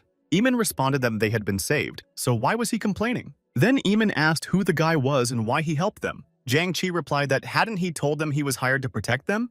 Eamon pointed out that the guy didn't mention the name of the person who hired him and that it could be a trick. He muttered through clenched teeth that they should look at how he treated Chong and emphasized that this was not a hospital but a real prison. The guy said that maybe he wanted to take him away for his organs and emphasized that they needed to strike first. His classmate replied that he might be wrong and asked why they should betray their savior. Eamon said that it was better to do it first than wait for them to betray them. And if the guy was telling the truth, they would capture the fortress and rule it. He said that there was only this old man and a girl here. Therefore, they would attack when Xiao Yun was not there. He added that he had seen how pretty she was so they could have fun with her. The guys immediately shared their thoughts on this with their classmate. He waved them off and said that they couldn't even joke around anymore. Then he added that they could calm down. Zhang Qi sighed and told him not to scare them like that. The apocalypse had only just begun, and he was already breaking the law. Another added that if they wanted to take them away, they would have locked them all up together because they had weapons. The young man thought that there was no point in negotiating with them. In times like these, the cruel would rule. When he achieved his goal, they would become his pawns for the rest of their lives. Soon they returned to report on the fulfillment of Jiang Xiaoyun's request. Old Shenbo reported that Zhang Qi and the others had settled in. The wounded man's name was Chen Chong, and he was now in the infirmary. He thanked Shenbo and asked him to tell Shan Shan that they could rest, because who knows what they would have to face tomorrow. Jiang Xiaoyun said that it would be a good idea to keep an eye not only on Chen Chong, but also on Zhang Qi's other classmates. The young man said that he had a feeling that there was a traitor among them. After the conversation, Jiang Xiaoyun immediately went to the warehouse so that he could calmly shop at the systems store with the reward he received for the task. First, he chose the Apocalypse Cultivator box, spending 2 points on it. The box contained corn seeds. With plenty of points, the guy started buying boxes of oil, protein, and sugar supplies. He also bought a box of armed deterrents, which contained 1,500 9mm cartridges. Looking at the pile of stuff, the guy realized that it was a pretty good haul. Money is more useful now, but after the apocalypse, such a reward will be invaluable. 3 cars with tinted windows slammed on the brakes in front of the gates of Jiang Xiaoyun's fortress. He called to say he was there and told them to double-check the address. He added that they would grab a bite to eat together when he was done. A minute later, the man shouted that everything was correct and ordered the guys to attack. They kicked and beat the gate with bats for some time, but it did not budge and did not even bend. One of the guys told the boss that the gate was several centimeters thick and they couldn't break it down. The boss angrily asked who would put such a gate on a normal house. Then the boss decided to try another method and ordered the guys to bring boxes from the trunk of the car. The boxes contained bottles with a flammable mixture, which they began to throw over the fence onto the property. Very quickly, the yard was engulfed in flames, and the bandits watched the results of their work with satisfaction. Running out with water, Shan Shan shouted that there was fire everywhere and that they needed to put it out quickly. She said that her brother Xiao Yun was right, that a disaster had not yet happened, but an extreme situation had already arisen. Armed, Jiang Xiaoyun said that now they would see who was looking for trouble. Climbing up to the observation tower, Shenbo said that the black car looked familiar. The old man recognized the man and said that it was the same guy who had tried to cause an accident on the highway. Someone noticed them on the tower and reported it to the boss. He replied that it was definitely that bastard. Pointing at the guy, the man yelled that he would burn down his booth if he didn't come out. Jiang Xiaoyun shouted back that he had 5 minutes to get his guys out of there and get lost. One of the guys indignantly asked what he said and if he even knew who their boss was. Then he added that it was enough wasting time and told the others to bring the Molotov cocktails. Suddenly, the system announced that a new task had been received. The threat had to be eliminated as quickly as possible. Shenbo turned to Jiang Xiaoyun and asked what they should do. Maybe a warning shot? The guy replied that there was no need for a warning shot. They were gangsters. The law was still in force, and they were already doing this. They didn't care if someone burned alive here or not. Taking aim, the guy said that they would only hurt innocent people if they left them alive. A shot rang out, and the man fell to his knees screaming. He started yelling that the man had shot his arm. Jiang Xiaoyun cursed and said he had missed. He then said that his skills had rusted from this peaceful life. One of the men shouted that it was a rifle. The boss ordered his men to cover him and said they were leaving. Then he shouted that he would be back soon. The young man said that they would finish everything now because he hated waiting and started shooting. The gangsters had to hide from the rain of bullets that the young man was firing at them from the observation tower. They quickly jumped into the open trunk of the nearest car. The boss yelled at the frightened guy who got behind the wheel to drive away as fast as he could. Shenbo noticed that the gangsters were trying to escape in the car. Jiang Xiaoyun replied that that was why he had taken the machine gun. The guy started shooting at the car in which the bandits were hiding from the bullets and trying to drive away. After using one magazine of ammunition, the young man quickly and skillfully reloaded the automatic rifle. Old Shenbo mentally noted that the young man was aiming and reloading smoothly. He himself had not been able to do that so easily even when he was in the service. So who was this young man? Finally, the shot-up car stopped and began to smoke. There was no sign of anyone moving in or around it. Realizing that the targets had been destroyed, the young man asked Shenbo to call Zhang Qi and the rest to clean up. He was about to leave when he suddenly stopped. It occurred to him that this was the early stages of a disaster. Perhaps it would be better to turn them into zombies so that Zhang Qi and Shan Shan could practice. The young man turned to Shenbo again and said not to tell anyone. They would not rush. The old man asked if they would just leave them on the road. Jiang Xiaoyun replied that he had another plan. His car had already left the city limits and was speeding down the highway to Jiang Xiaoyun's new house. Looking closely at this area, Li Shuxiong asked if they would be there soon. The girl fixed her hair and replied that she thought it was the next intersection. Kui Jing thought that her sister always acted like this when Li Shuxiong was around. Did her sister think she didn't notice? Li Shuxiong said he would stop nearby and wait for her. Then he told her to call him when she got inside. Getting out of the car, she told Xiaoya that they were leaving. Hearing what her sister said, she asked in surprise if she should go too. She replied that of course she should. Otherwise, how would she know which factory it was? Xiaoya replied that she just had to go straight ahead and she would see it right away. She added that her shoes were so uncomfortable that every step felt like torture. Then Kui Jing pulled her out of the car and shouted that she didn't care about her heels or anything else, but that she had to go. Xiaoya shouted that she should at least let her take her bag because her phone was in it. Kui Jing told her to leave her phone behind too. He watched the girls walk toward the factory and went over his plan in his head once more. Glancing back, Li Shuxiong called and told them to get ready. Another car stopped a little behind them. Li Shuxiong reminded them that they had to leave as soon as his car started moving. The guys waiting for the signal from their boss replied that they understood and that the order had been accepted. Xiaoya asked her sister why she had dragged her into this. They called her an old fox and said they wouldn't fall for her tricks. She immediately replied that Kui Jing had misunderstood. She explained that she had dressed up to pick up that loser. After all, he already knew about her and Li Shuxiong. Approaching the entrance, they stopped. Kui Jing asked what had happened, and her sister replied that it looked like there had been a shootout. Frightened, Xiaoya noticed that everyone here was dead and that they should probably turn back. Kui Jing said that the blood looked old. Some time had passed. Perhaps two groups had clashed in a fight over Xiao Yun's supplies. Kui Jing said that in her opinion, Jiang Xiaoyun couldn't be alive at this point. She wondered if there was any food left in the warehouse. But Xiaoya, frightened, suggested returning and asking Li Shuxiong to sort everything out. Her sister agreed and added that they should first check if the gate was locked. Approaching the entrance, they tried to open it, but found that everything was locked. Xiaoya cursed and said that everything was so tightly closed that she couldn't see anything. She noted that since it was closed, young Xiaoyun must be okay. Suddenly, they heard someone call them a couple and looked up in surprise. Shan Shan told the girls to answer who they were and how they found this place. Then Xiaoya shouted that they were Xiaoyun's friends. Kui Jing said that she was his girlfriend. The girl turned to Xiaoyun's brother and shouted that his girlfriend had come. Kui Jing told her sister that now she understood why he had changed so drastically. He had found someone else. Her sister told her not to even think about showing her dissatisfaction because they had an important task to complete. When Xiaoya said that the girl had a crossbow and asked if Li Shuxiong could handle it, Kui Jing replied that they had several guns. They would deal with Xiaoyun, they just needed to open the door. The boy was surprised to hear the girls' names and asked what they were doing there. In order not to repeat the mistakes of the past, the boy used his mind's eye skill and saw what he already knew. She asked in a sweet voice if friends couldn't visit without a reason. After all, there was chaos outside and they were worried. Wasn't he? Zhang Xiaoyun smiled and sarcastically said that they were worried. Then he asked if Li Shuxiong was nearby. How many people did he bring and what weapons did they have? They were so surprised that the boy knew about it that they had nothing to say. Several bullets flew right at their feet and the girls jumped back in fear, screaming. Cui Jing shouted that Zhang Xiaoyun had lost his mind or something. He almost shot her. Xiaoya told her sister not to provoke him because he had a gun and it was pointed at them. But she asked in return why she should be afraid. Did she think he would shoot her? The boy laughed and said that shooting her would be too easy and nodded to the girls to look around. She shouted that they must be rabid. Xiaoya asked fearfully if the disease could be resurrected. Remembering what he and his friends had done to the girls in their past lives, Zhang Xiaoyun said that they would die by their hands. The girls somehow managed to avoid the clumsy zombies that began to rush at them.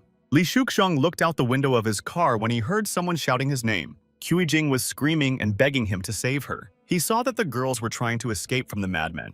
Realizing that zombies were chasing the girls, he cursed and asked where they had come from. He immediately started the car and radioed that they had to get out of there immediately because it was infected. Both cars turned sharply and drove off without waiting for the girls who were running towards them. Shouting after them that Li Shushan was a bastard, she added that she didn't want to die like this. She threw her purse after her sister, who was running ahead of her, and didn't even look back. The bag fell right at the girl's feet and caught on the strap, fell to the ground. Zombies immediately rushed at the girl and began to bite her. She screamed that Cui Jing was a stupid bitch and would not die so easily. While the zombies feasted on her sister, the girl quickly ran away, repeating that she deserved it. The system reported that the threat had been eliminated and that he would receive 10 points as a reward. Now he would receive a new task to clean up the street. He had to get rid of the monsters and infected people around the base. Watching what was happening, Shan asked how they turned into zombies. The guy replied that this was the beginning of the apocalypse. There were many infections from other worlds in the air. Those who died and were left on the streets would quickly turn into zombies.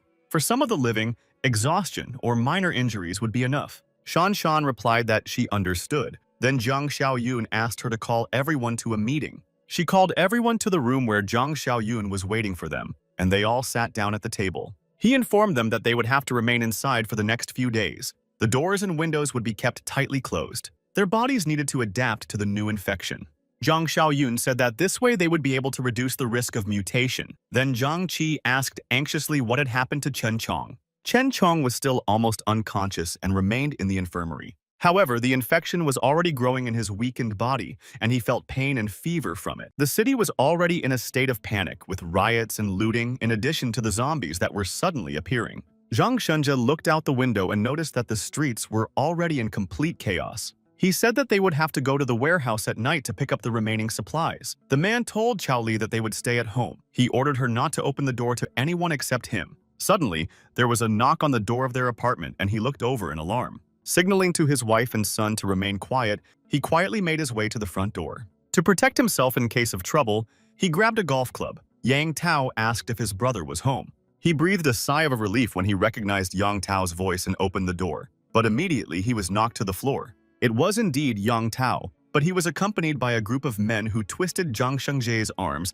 and pinned him to the floor. Looking at Yang Tao, he asked what the hell he was doing, since he had treated him well. Yang Tao indignantly asked when he had ever treated him well and reminded him that Zhang Shengzhe considered him his lackey. Then Zhang Shengzhe asked if he had no conscience and if he had forgotten who had helped him with the down payment on his house. Yang Tao shouted that he was still talking about the down payment when he himself had bought several houses. He then ordered him to hand over the keys to the warehouse and give him the address. Grabbing his wife by the hair, Yang Tao warned that if he resisted, she would suffer. The frightened boy began to cry and then shouted for his uncle to let his mother go. To protect his mother, the boy ran up and bit Yang Tao's hand with all his might. Yang Tao called the boy a little bastard, slapped him, and pushed him hard. Zhang Shengzhe called them degenerates and told them to attack him if they had the guts, but to leave his wife and child alone. Yang Tao told him not to worry and warned that they would be safe as long as he cooperated. Then he ordered them to take him to his warehouse. Zhang Shengzhe had no choice but to take Yang Tao and his gang to the warehouse. But there were only a few boxes in the warehouse. Surprised, Yang Tao asked if that was all there was. He replied that had he forgotten how he had found him a big client, he had sold him everything. There was almost nothing left. Remembering Zhang Xiaoyun, he said that if they got to his warehouse, they would have enough to last them the rest of their lives. Then Zhang Shengzhi advised them not to go there and said that he had seen weapons when he delivered the food. He noted that the guy was definitely preparing for disaster. Yang Tao replied to Zhang Shenzhu that it was his problem now. Hearing this, Zhang Shenzhe asked what he was talking about. Yang Tao said that he was trading his wife and son's safety for Xiaoyang's supplies. He then asked if that wasn't a good deal. They all went to the infirmary to see what had happened to Chen Chong. Fortunately, by the time the infection had overcome him, Chen Chong was already tied to the bed. He was trying desperately to break free and was growling. It was very painful for them to see what had happened to their friend, who now did not even recognize them. Zhang Xiaoyun looked closely at the guy who said that Chen Chong should be killed. Zhang Qi indignantly asked what he had just said and looked at his classmate with a condemning gaze. He replied that he was already dead. If he somehow managed to escape, the rest would be left behind. His classmate shouted that he was their friend and he had decided to get rid of him so easily. Zhang Xiaoyun intervened in the conversation and said that the boy was right. The reincarnated had little chance of survival. He took out a knife, poked his friend with it, and told him to take it. The boy asked in fear what this meant. Zhang Xiaoyun explained that he gave him the knife so that he could finish him off and he wouldn't suffer. He then reminded the young man that he wanted a weapon. Now he could take it and put his friend out of his misery. Zhang Qi approached them, grabbed the knife, and told Xiaoyun that he would do it himself. Zhang Xiaoyun asked if Zhang Qi was sure. What if he had tricked them? Then he would kill his friend. Zhang Qi responded to Zhang Xiaoyun's remark by saying that he completely trusted him. He was pleased to hear such words again from someone who had been his friend in a past life. Zhang Xiaoyun said that they should get down to business. With tears in his eyes, Zhang Qi swung his knife to finish off his classmate and friend. Suddenly, Zhang Xiaoyun heard a notification sound. It was a new message from the system saying that a rare mutant had been found. The guy grabbed Zhang Qi by the arm and stopped him from finishing the job. Not understanding what was happening, Zhang Qi turned to Xiaoyun's brother and asked why he had stopped him. Zhang Xiaoyun replied that it was time for them to go outside. There was a rather peculiar situation there, and there would be a use for this boy. When everyone left to prepare to leave the fortress, Jiang Miaoyun remained alone with the zombie. He turned to Chen Chong and told him that he had an important task for him. His car had skidded on the road and crashed into a concrete pillar at full speed. Getting out of the car, which had already started to smoke, Zhang Shenzhe said that he had been unlucky. Zhang Shenzhe sighed and said that at least he had made it there when a zombie appeared behind him. The zombie lunged at the man and sank its teeth into his arm. He howled in pain. Cursing, Zhang Shengzhi pushed the zombie away with all his strength and managed to break free. In that brief moment when the zombie staggered, he had enough time to quickly rush back to his car. He managed to grab a piece of scrap metal lying on the seat and hit the zombie on the head with it. Then he shouted at it to get away. When the zombie fell, he hit it several more times until it stopped moving. Hearing the familiar growl again, the man decided it was best not to linger. Pressing the bite wound on his arm, Zhang Shenzhe headed toward the factory where he had delivered the food. Zombies were still wandering around the entrance to the fortress in search of new victims. Zhang Xiaoyun exited through a side door in the concrete fence of his fortress. Everyone followed him out to clear the area. This was necessary for training. Shan Shan turned to Xiaoyun's brother and said that it was very uncomfortable to move around in this. He replied that it was impossible to negotiate with zombies. They were much stronger than ordinary people, so it was dangerous. And since they had no experience, protective equipment was mandatory. They could take it off when they were ready. Looking out, he told them to be careful because they had entered the zone of visibility. The zombies reacted immediately to the appearance of people. Zhang Xiaoyun said that they had been spotted, so they had to prepare for battle. The guy shouted for them not to forget what he had taught them. They covered each other and kept their distance. Zhang Xiaoyun quickly jumped out of the way of a zombie that had jumped at the boy. He shouted that their chance would come when the zombie missed. Then they should quickly aim for the temple or the back of the neck. The guy ordered one of them to quickly hit the zombie. He swung and hit the zombie on the head with a machete, but it turned out that he didn't hurt the zombie much. Grabbing his arm, the guy shouted that it hurt. Zhang Xiaoyun shouted that the skull was very strong, so he would only damage his arm. Xiao Kai's movements were a perfect example of what not to do. The zombie growled and grabbed the boy's weapon. Xiao Kai felt that he was very strong. The attacker began to chatter his teeth, trying to grab the boy until he grabbed the machete blade. Xiao Kai shouted that someone should save him. Zhang Xiaoyun noticed that he was defending himself well. He then called out to Zhang Qi and told him that his friend needed help. Following Zhang Xiaoyun's orders, Zhang Qi instantly jumped towards his friend and swung the bat at the zombie. As Xiaoyun had explained, Zhang Qi tried to hit the zombie's neck with the bat to break it. The guy said that they were doing everything right, but one blow would not be enough, so they had to keep going. When the zombie stopped moving, Zhang Qi looked back at Xiao Yun and asked how they were doing. Smiling, the guy said that everything was fine. Watching the others, he forgot about his own safety and didn't notice the zombie approaching from behind. Noticing it behind Zhang Xiaoyun, the boy shouted for him to watch out. But when it lunged at the guy, he grabbed its head so that it couldn't reach him with its teeth. Jiang Xiaoyun asked if they had forgotten what he had said. Then he repeated that they must never relax until they had checked everything around them. At the same time, Zhang Shengjie had almost reached the factory where he was taking supplies to Zhang Xiaoyun. Noticing the zombies, he said that those damn mutants had already gotten here. Had they really killed Zhang Xiaoyun? Someone shouted that his partner needed help, and another replied that he understood and told him to stay alert. Zhang Shenji recognized his voice and went to look for him. He headed for a car parked near the entrance, where the voices were coming from.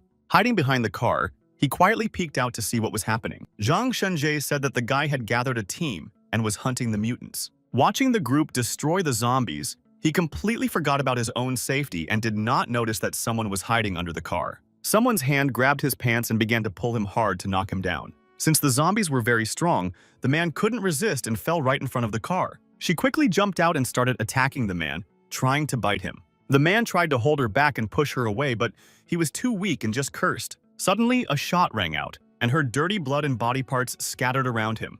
He was saved by the very person he needed. Zhang Xiaoyun was his last hope. Zhang Shengji pushed the remains of the zombie away from him in disgust and began to get up.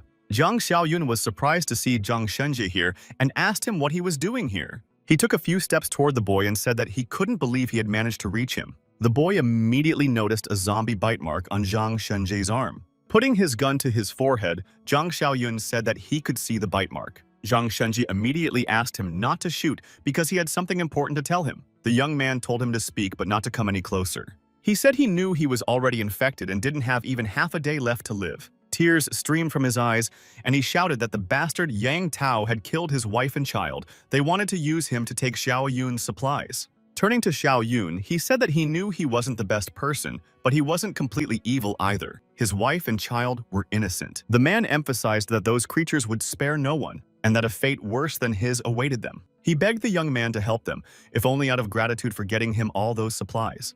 The young man thought that the man had done everything for his own benefit, but his help had really come in handy. Moreover, there was a lot of space in the fortress, and the balance was heavily skewed in favor of the men. Zhang Xiaoyun heard the sound of a system notification. He thought that if a new task had arrived, it must sound tempting. His new task was to rescue Shenji's wife and child. The young man replied not to worry and promised to take care of his family. The man immediately fell to his knees before him and bowed, saying that he would never be able to repay him in this life. Therefore, he would become his loyal servant in the next. After thanking Zhang Shenji, he asked Zhang Xiaoyun to finally do it. When the young man asked what he was talking about, Zhang Shenji asked him to finish him off. He did not want to turn into a monster who would threaten his family. Zhang Xiaoyun shouted to Shan Shan to bring a bicycle from the warehouse. The boy told him to get out of there as far away from people as possible and find an isolated place. Zhang Shengzhui asked why he was doing this. The boy replied that it was none of his business and,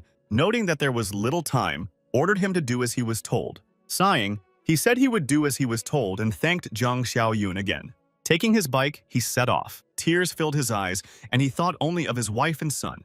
For their sake, he pedaled with all his might and tried to resist the disease that had almost conquered his body and mind. Finally, they dragged the bodies of all the zombies they found nearby and finished them off. They doused the pile of bodies with fuel and set it on fire to get rid of them for good. Zhang Xiaoyun said that they could handle a lone zombie with a group of 3 men armed with hand-to-hand weapons without getting injured, but they weren't ready to face a group or horde of zombies. Approaching the fortress gate, the guy told everyone to follow him. Once inside, the guy called Shen Bo and asked him to come closer. Giving him the key, the guy said that it was for the weapons room and that he would go to the city at night. Therefore, the safety of the fortress was in his hands. Taking the key, Shen Bo noticed that there must be chaos there and asked if he was going alone. Zhang Qi and Xiao Kai immediately volunteered to go with him, but one of the boys remained silent and drew attention to this moment. Xiao Yun replied that it was not necessary. They were not ready yet and would only get in the way. He then told Shen Bo that he was counting on him. The old man told him not to worry and wished him luck. On the way to the city of Jiang, Xiao Yun decided to look in the system store, but for some reason it was empty, so he decided to update it manually, which cost him 2 points.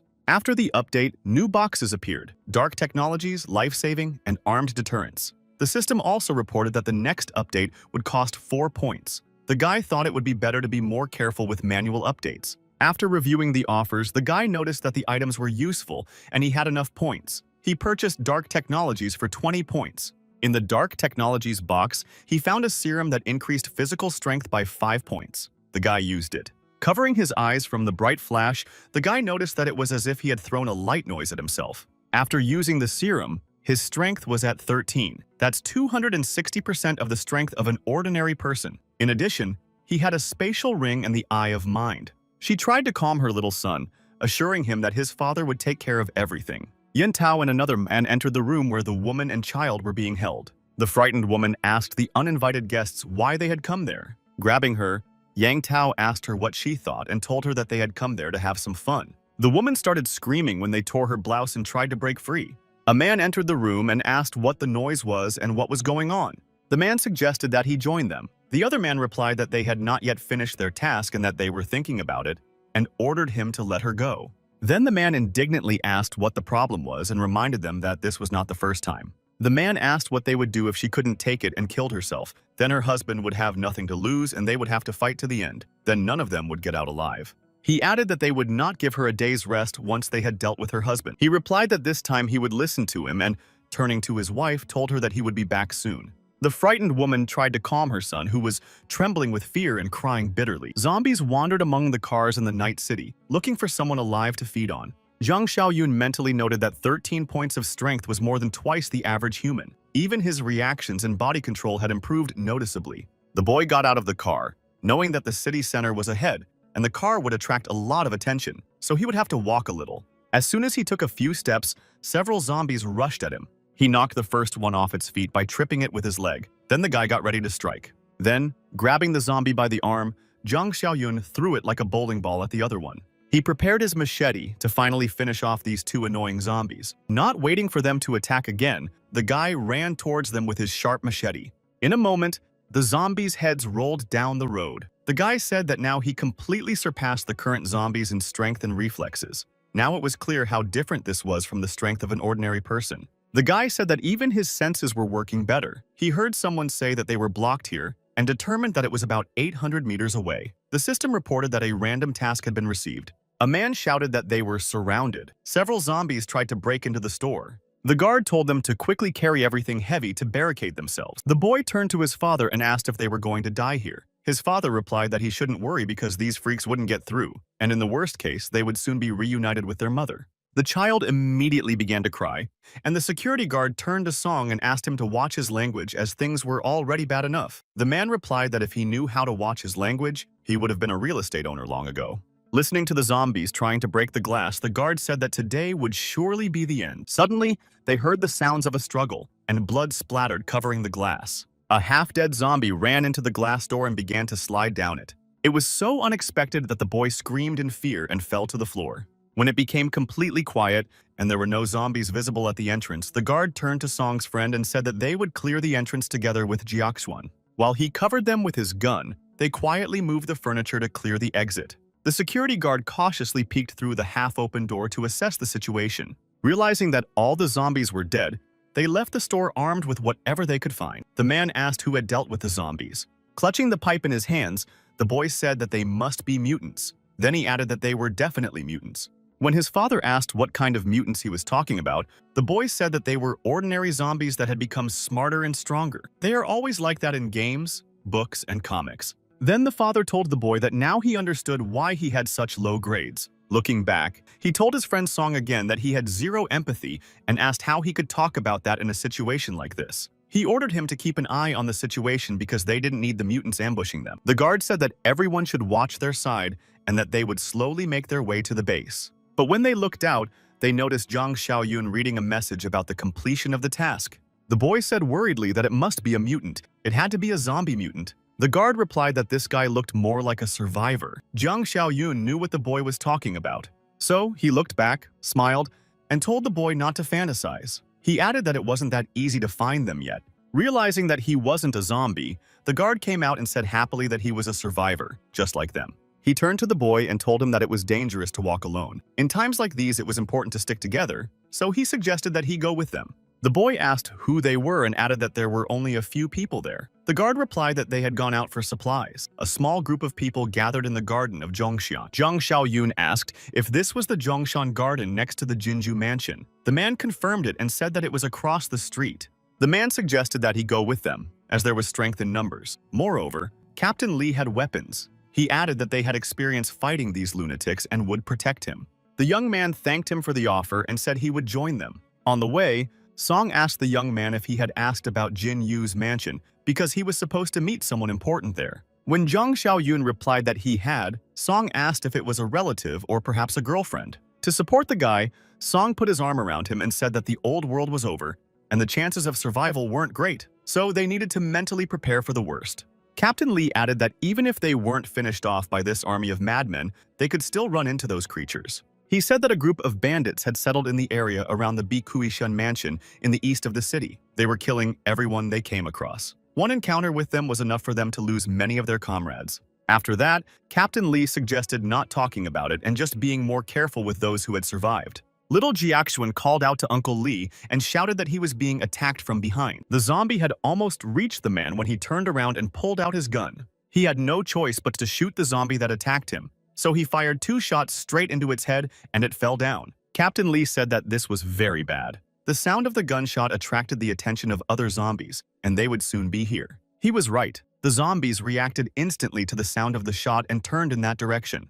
They needed to find somewhere to hide, and after quickly scanning the area, Captain Li said he had found a place. He ordered everyone to run to the bus quickly. Zhang Xiaoyun thought that running in disorder could attract even more attention, so the bus was a good place to hide. The only downside was that there was nowhere to retreat from it. The boy said he would give this hasty decision a score of 70 points. Already at the bus door, Captain Li shouted for the boy to hurry up. The boy quickly reached the bus, where they were already waiting impatiently for him. Captain Li prepared to quickly close the door. As soon as the boy ran in, he instantly closed the door and shouted for them to check every seat to make sure no one was hiding underneath. Jiaxuan looked out the window and shouted that the zombies weren't giving up and were gathering around the bus. Captain Li cursed and said that they were running too slowly, so the madmen had noticed where they were hiding. The zombies surrounded the bus and banged on it with their hands, trying to break the windows and break down the doors. The bus doors were broken and wouldn't close completely. Captain Li held them with all his strength but realized that he could barely hold them and wouldn't be able to keep it up for long. Zhang Xiaoyun approached the door, closed it with one hand, and held it shut. The captain wondered where the boy got such amazing strength. The boy said he would hold the door and prevent it from being opened. He then told the captain to ask the others to break the windows and fight back. Deciding to trust the boy, Captain Li agreed and went to the others to inform them of the plan. The zombies immediately reacted to the sound of breaking glass and turned toward the broken bus window. They began to climb through the window to get into the bus. Fortunately, it was high, so they couldn't reach it. Leaning out of the window, Song hit one of them with a piece of rebar and cracked his head open. The man screamed for him to finally kill him. To prevent the man from falling out of the window and being dragged out, they held him by his clothes. After reloading his gun, Captain Li said that there weren't enough bullets for everyone. Zhang Xiaoyun called out to him and said he could take it. The captain asked in surprise where the boy had gotten it. Handing the crossbow to the captain, the boy said he had just picked it up on the street. While Song fought the zombies that had already approached the bus, Captain Li shot the rest with the crossbow. When they had dealt with the zombies that had attacked the bus and there was no one else in sight, they immediately decided to leave. Little Jiaxuan exclaimed that the critical situation had ended in their favor twice. This was no coincidence. They were the children of the apocalypse. As they parted ways, Zhang Xiaoyun told them not to let their guard down and not to make such stupid mistakes again. Meanwhile, in the fortress, someone said they hoped everything was going smoothly for Xiaoyun. The boy asked Shenbo to let him stand guard that night. Xiao Kai asked his classmate where he got such enthusiasm, and he immediately shouted at him to stop talking nonsense and mind his own business. Then he asked Yimin what was wrong and why he was reacting so sharply to a simple question. Shenbo said that was fine. Since Yimin had volunteered, the rest should go to their rooms and rest. He asked Yimin to be careful and wake everyone up immediately if anything happened. Sitting on guard duty in the watchtower, the young man noticed that it was late and everyone should be asleep. Li Yimin said that it was better not to waste time and deal with everyone before Zhao Yun returned. The young man looked into Shenbo's room to take the key to the weapons store. He noticed that the key was lying next to his pillow. He quietly approached the old man's bed and thought he was fast asleep. He reached out to take the key. But as soon as his hand approached the key, Old Shenbo opened his eyes. Shenbo quickly sat up and asked anxiously what he was doing. The young man cursed silently. The boy did not answer him, but simply punched the old man in the temple with his fist. The old man shouted that he was a bastard and asked what he was going to do. Then he ordered him to return the key immediately. Hearing the shouting and noise, everyone peeked out of their rooms. Shan asked what was happening. Shenbo replied that the bastard Li Yimin had stolen the key to the weapons store and asked them to stop him. The old man shouted after Li Yimin, asking him what he was doing. Everyone immediately rushed after him. To delay them and gain some time, Li Yimin began to throw things and furniture in his path. His plan worked, and the overturned furniture became an obstacle to their rapid movement. Zhang Qi shouted, calling Li Yimin a despicable bastard. On the way to the weapons warehouse, Li Yimin ran past the infirmary and an idea came to him. A sly smile appeared on his face, and he said he would see it through to the end. The young man entered the infirmary where Chen Chong was chained to the bed and wanted to unfasten the restraints. But Chen Chong lunged at him and almost grabbed his hand. The boy asked why he was tied up so poorly. He noticed that one hand was already untied. He grunted and added that it was even better that way. It would save time. When they were almost at the infirmary, they noticed someone standing in the corridor. Zhang Qi said that Li Yimin, the bastard, had released Chen Chong from quarantine. He wants to finish them off. Shenbo said that he had no idea that this kid could be like that. Shan asked what they should do since all their weapons were there. The old man replied that they would try and lock him back in. He told the boys to spread out and use the methods Zhao Yun had taught them, but they had to be careful not to get bitten. They tried to approach quietly and carefully so as not to attract the attention of the zombies. They managed to sneak up behind him and Zhang Qi grabbed Chen Chong by the neck and head. Shan and Xiao Kai grabbed Chen Chong's arms so he couldn't use them. When they grabbed him, Shenbo told them to push him very carefully into the infirmary and lock him in. They brought Chen Chong to the door, counted to 3, and on command, pushed him inside. Zhang Qi quickly locked the infirmary door before Chen Chong could react, because they remembered that zombies were very strong. Shenbo asked if anyone thought it was too easy. Everyone agreed with him. Then the old man said that they had wasted time and that the bastard had already reached the weapons store. Peeking out from around the corner, Iman asked who he called a bastard. He said he didn't know where Xiao Yun had hidden the rest of the weapons. Iman said that was all there was, but it would be enough for them. He would deal with them and then look for other weapons. After that, he ordered them to go into the room. Zhang Qi asked what he was doing and emphasized that Zhang Xiaoyun's brother had saved them. He replied that a great favor can become a heavy burden. Just look at how arrogant he is. He saved them once, but now he considers them slaves for the rest of their lives. Shen Bo remarked that some people are ungrateful by nature and cannot be taught. Xiao Kai asked Yimin not to do this. But the young man did not even think of stopping. He shouted for them to obey his command. Chen Chong opened his eyes, and his expression changed. There was no longer empty lust in his gaze. He heard Iman order the others to quickly enter the room and turned the key in his hands. Captain Lee reported that there was only one intersection left before Jinju's mansion. Noticing that the terrain there was difficult, Captain Lee said that it would be ideal for hiding from the mutants. He then added that the boy should take care of himself. He told him to come into the garden when he found his people. Captain Lee said they were in the 8th room. He emphasized that he should not try to enter through the main entrance. The boy replied that he understood and thanked the men for their help and invitation. When the boy left, Sun asked Captain Lee if they would help him, since he had saved them. The captain replied that they didn't know what was going on near the mansion and that the horde of zombies would definitely kill them. Sun asked if that meant the boy had gone to his death. Captain Lee replied that they had warned him and added that it was a pity to lose someone with such good skills. At that intersection, there were indeed zombies swarming around the houses, waiting for new victims. Yentao sighed and said that he had no light or communication, so he couldn't check how Zhang Shunji had coped with the task. His accomplice told him to forget about it and that he didn't care. He had held back long enough. He needed to let off some steam that night, otherwise he wouldn't be able to sleep. Another remarked that since he had gone alone, he was surely dead. They would just have to tie up his wife so she wouldn't do anything to herself. Someone shouted that they should just enjoy it so they wouldn't have any regrets. Who knows when they'll get to them? The man said okay, but she had to stay alive. Someone asked if he was going with them or not. Peering out the window near where he was standing, he said that for some reason all the zombies in the yard were chopped up. He decided to check what was going on and peeked into the entrance. Seeing no one, he asked who was there and if they were rescuers. At that moment, a cold blade ran across his throat and cut off his head, which rolled down the stairs. When the bandits entered the room, she hugged her son to protect him and screamed for them to go away. One of the gangsters told her not to pretend she didn't know why they were there. He began to pull the boy away from her, and she screamed for them to let him go immediately. Throwing the boy against the door, he said that they only wanted her. Trying to get up, The boy shouted that he would protect his mother at any cost. They laughed at the boy's words and threw him out of the room like a piece of trash. The door closed, and the boy screamed for the bad men to let his mother go, emphasizing that his father would never forgive them. Suddenly, someone appeared at the front door, and the boy asked fearfully who it was. Jiang Xiaoyun asked the boy if his father's name was Zhang Shengji. The frightened child nodded. Yang Tao hit the woman and told her to scream louder, asking if she was afraid her son would hear her. He hit her again and shouted at her to start screaming immediately and not spoil his fun.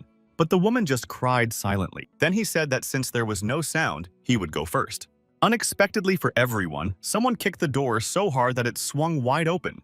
He managed to say that the boy was not a weakling after all, and had even knocked the door down when the blade pierced his neck. Yentao ordered him to throw the boy out again, and when he didn't move, he asked him what he was waiting for. They were shocked when they saw him fall to the ground and his head roll toward the door. Jiang Xiaoyun struck Yang Tao first, who asked in surprise what the hell was going on. Seeing how the boy had knocked Yang Tao against the wall with a single blow, his accomplice asked who he was. The young man did not answer his question and simply shut his mouth with a kick. At that moment, Yimin shouted that he was repeating himself for the last time. They had to go into the room or he would shoot. Shenbo said that they listened to him and went into the room. Shan started to say, "But Brother Xiaoyun." But Grandpa stopped her and said that he had a gun. He asked them to do as he said and that he would think of something. Yimin smiled and asked what he would come up with. He added that it seemed they would have to leave a few bodies behind to establish their authority. Aiming his weapon at Shenbo Li, Yimin said that old Shen would be the first to die. Shan cried out in fear to her grandfather. Zhang Qi shouted for Yimin to stop. Hearing a strange sound coming from the infirmary door, Yimin asked what the noise was. It became apparent that the lock on the door was turning. The infirmary door slowly opened, and Chen Chong stood before them. Someone said that the infirmary door had been locked. So it turned out that Chen Chong had opened the door himself with a key. But that's impossible because he's crazy. Chen Chong slowly walked out into the corridor and stopped, turning his head toward Yimin. Emotions of anger were visible on Chen Chong's face as he looked at Yimin. Aiming at him, Yimin shouted that if the zombie had opened the door, he couldn't be left alive. He immediately pulled the trigger, but it didn't work. Trying again, the guy shouted that it was jammed.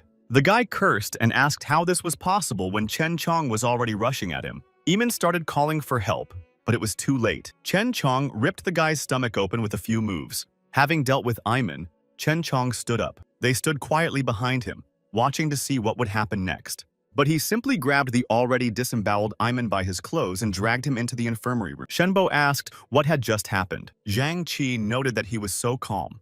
Breathing heavily, Chen Chong stopped and nodded as if he heard and understood what they were saying. When Chen Chong returned to the infirmary door, Shan covered her mouth to keep from screaming in surprise. He reached out and inserted the key into the automatic lock on the infirmary door. Pulling the key out of the lock, Chen Chong swung his arm and threw the key into the hallway. The key fell right in front of Shen Bo and his former classmates. After that, Chen Chong closed the infirmary door behind him and it automatically locked. Their surprise knew no bounds. They stood there for a while, realizing what had happened. Meanwhile, Jiang Xiaoyun dealt with the thugs in Zhen Shenji's apartment. When Jiang Xiaoyun called the boy over, the woman immediately asked what he was going to do. He repeated that the boy should come over. The boy told his mother that everything was fine and headed toward Jiang Xiaoyun. He pulled out a knife and told the boy to take it. The boy looked at Xiaoyun with fear and surprise. After the boy took the knife, Jiang Xiaoyun told him to kill the gangsters. Hearing what he said, the gangsters immediately began to beg for mercy. His mother cried out that he was just a child and couldn't do such a thing. Therefore, they shouldn't demand this of him. Jiang Xiaoyun replied that he was no longer a child. Then he told the boy that he was the only man who could protect his mother. He told the boy to gather all his strength and punish the creatures who had hurt his mother. Thinking about what the thugs had done to his mother, the boy rushed at them with a knife. Putting all his anger into the sharp knife, he dealt with his and his mother's attackers. After doing this, the boy stopped and began to breathe heavily. Looking at her son, she said his name with deep regret in her voice. Xiao Shuai looked at Jiang Xiaoyun and asked if they had finished off his father. The boy confirmed this, and little Xiao Shuai threw the knife away and ran to his mother. Hugging her, he began to cry again. The woman asked the boy to at least take her son away and promised to give him anything he wanted in return. But the boy said he would not go anywhere and would protect his mother. Jiang Xiaoyun replied that they would all leave together. He then said that he had promised her husband that they would be safe. A few minutes later, they left the mansion. Jiang Xiaoyun gave the woman a machete and told her to be careful and stay close to him. Seeing a pile of zombie bodies, the boy asked who was strong enough to kill so many zombies. Jiang Xiaoyun replied that he had done it. Noticing some movement on the street, the boy told them to stop and take a closer look. The boy asked the woman if she knew the way to the 8th building of the Zhongshan Garden. She replied that he was looking in her direction. They told them not to worry and that they would honestly share their supplies. The women under 40 would also go with them. One of the men asked what they should do next. Should they surrender? Captain Lee gritted his teeth in anger. Looking back at the young man, he replied that they should not surrender because they would not keep their promises. No one except Yu Yuran and Hao Feng would be left alive. They were told they had 10 minutes to think about it. Refusal would lead to the death of all. A woman asked if the two of them could go out and beg for mercy. The other woman shouted that she didn't want to go. She wasn't going to become their plaything for entertainment. Captain Lee told them to be quiet and that this would not happen. They had to guard the entrance and they would not be able to enter from the other side. One of the bandits said that they had good weapons, but their leader had a pistol. If these cowards didn't come out, it would be difficult to take the ship by storm. The other one grunted and said they didn't need to. He ordered them to cut off the water on the lower floors and then they would see how long they could hold out. They hid it behind the wall of one of the houses, watching the gangsters' actions. Xiao Shuai asked if these people were also bad guys. Telling the boy that they were, the young man came out from behind the house. Taking aim, he said that they were just like those who had bullied him and his mother. Captain Lee ordered them to hold the stairs and not reveal their position while he went down to check what they were doing. He quietly and slowly approached the window of one of the apartments so that he would not be noticed. Peeking out, he saw 7 men in full gear, 3 of them armed. Suddenly, there was a gunshot, followed by a powerful flash that blinded everyone. Instinctively hiding so that he would not be seen in the window, Captain Lee asked what the hell was going on. The other members of the group waiting for Captain Lee on the stairs also heard the gunshot. The bandits, who had not expected anything like this, immediately became alarmed and began to ask what it was. Realizing that one of their own had been shot, the bandits scattered in all directions, shouting, "Who's there?" Captain Lee quietly peeked out the window again to see what was happening. Looking closely, he said that it was the same guy who had saved them that night. Jiang Xiaoyun started shooting at the gangsters. They immediately began to hide from his bullets. One of the bandits did not manage to hide in time and was hit by a bullet and began to fall. The rest of the gangsters found some cover and started shooting back. But none of the bullets fired by the gangsters hit the young man, simply piercing the ground at his feet. The gang leader cursed and gritted his teeth in anger. He angrily asked where this guy with a gun had come from. Hearing where the bandit was hiding, Jiang Xiaoyun began shooting at his hiding place. The leader shouted what the hell they were doing and ordered them to shoot the guy while he distracted him. Then, following his command, one of the bandits started shooting at the guy, yelling for him to finally die. Noticing that he had come out of his hiding place, Jiang Xiaoyun immediately shot the bandit and finished him off. Hearing that it had become quiet, the gang leader joyfully asked if the fool had run out of bullets. Jumping out of his hiding place, the gang leader aimed to shoot the boy. But he did not expect the boy to appear right in front of him and froze for a moment. Telling the boy to go to hell, the gang leader fired. But thanks to his quick reaction, the boy dodged the bullet. Then he instantly and skillfully broke the bandit's arm, which was holding the gun. Pointing the gun at him, the young man replied that now it was the gang leader's turn to go to hell and shot him. Taking the leader's gun with him, the young man entered the building. There, gang members who had managed to hide were already lying in wait. As soon as the young man took a few steps, the bandits immediately rushed to attack him. Within seconds, the sound of gunshots rang out. When it was all over, the young man told them they could come out. Little Xiao Shuai ran up to him and said that Uncle Xiao Yun looked so cool. The system informed him that he had received another task. He needed to recruit those who had escaped in the Zhongshan Garden. Jiang Xiaoyun asked who these bandits were. Captain Lee replied that they were the bastards from the Biquan villas. They were in the south of the city. Captain Lee called the boys Liu Chao and Chen Jie and asked them to tell Xiaoyun everything. At the same time, the captain reported that the two had escaped. The boys said that it was an armed and clever gang. They had settled in the Bikushan villas and gathered almost all the survivors from the south. He remembered that in his past life, there was a settlement in the south of the city where Li Shuxiong and Kui Jing came from. Could it be them? Jiang Xiaoyun asked if this was the only settlement in the south of the city. He replied that it wasn't exactly. There used to be other smaller ones, but they had little chance against an armed gang and were captured. Another added that they were monsters. They had killed most of the people indiscriminately. They had taken only the beautiful women, children, and those who wanted to join them. Hearing this, Jiang Xiaoyong said that it was definitely them. Then Captain Lee asked in surprise who.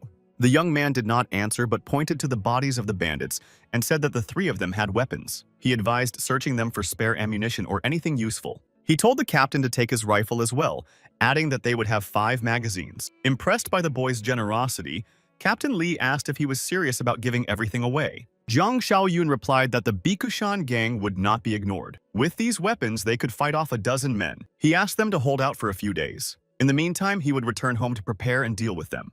The young man asked in surprise if he was going to deal with them, and pointed out that they didn't stand a chance. They couldn't defeat them. There were dozens of people in that gang, maybe even more. Captain Lee agreed and emphasized that it wasn't worth the risk. He added that it would be better for them to find another place. They would move a few kilometers away, and the gang wouldn't search the entire city. But Zhang Xiaoyun told them not to worry and said that he had a personal score to settle with them. He said that in a few days he would return with a large vehicle and take them all to the east. To the captain's surprise, the young man said that not far from the old tea plantation was his fortress, which needed people. Taking Zhang Shenjie's family with him, the young man said goodbye and told them to take care of themselves until his return.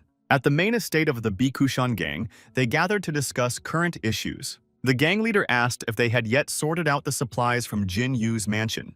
Li Shuxiang replied to Wen's question that people had already been sent there and would return soon. Another said that only rich people lived there. They could find various valuable items there. Maybe there would be something interesting. Therefore, it was better not to think only about supplies. He then asked Xiao Li if he agreed. The man replied that he and his brother Akai were on the same wavelength and said that he had asked them to bring back all the survivors. Win turned to Xiao Li and asked if he understood that he had not yet completed any of his tasks. He replied that Brother Wen shouldn't worry and promised that he would do everything right. Leaving the house, he sighed heavily. Noticing that he was in a bad mood, the man asked Brother Li if he was okay. Li Shuxiang did not answer, but only asked if the boys had returned. He replied that he had sent some men on reconnaissance an hour ago and had bad news. Hearing the report, he asked how they could have killed everyone, since there were only ordinary residents in Zhongshan's garden. How could they have died with only 3 weapons? He ordered Taozi to gather everyone who could hold a weapon. He shouted that this time he could not lose.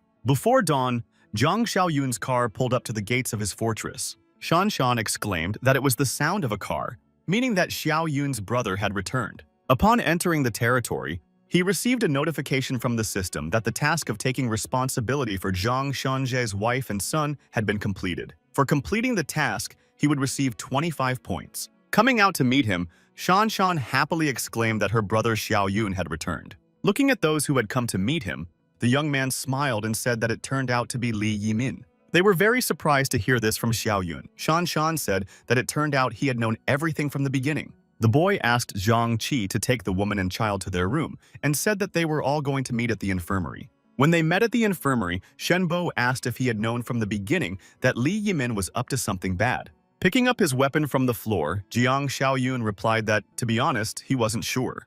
Then he corrected himself and said that he wasn't sure it was him, but he knew one thing for sure. Saying that there was a traitor among Zhang Qi's friends, he handed him the weapon he had picked up.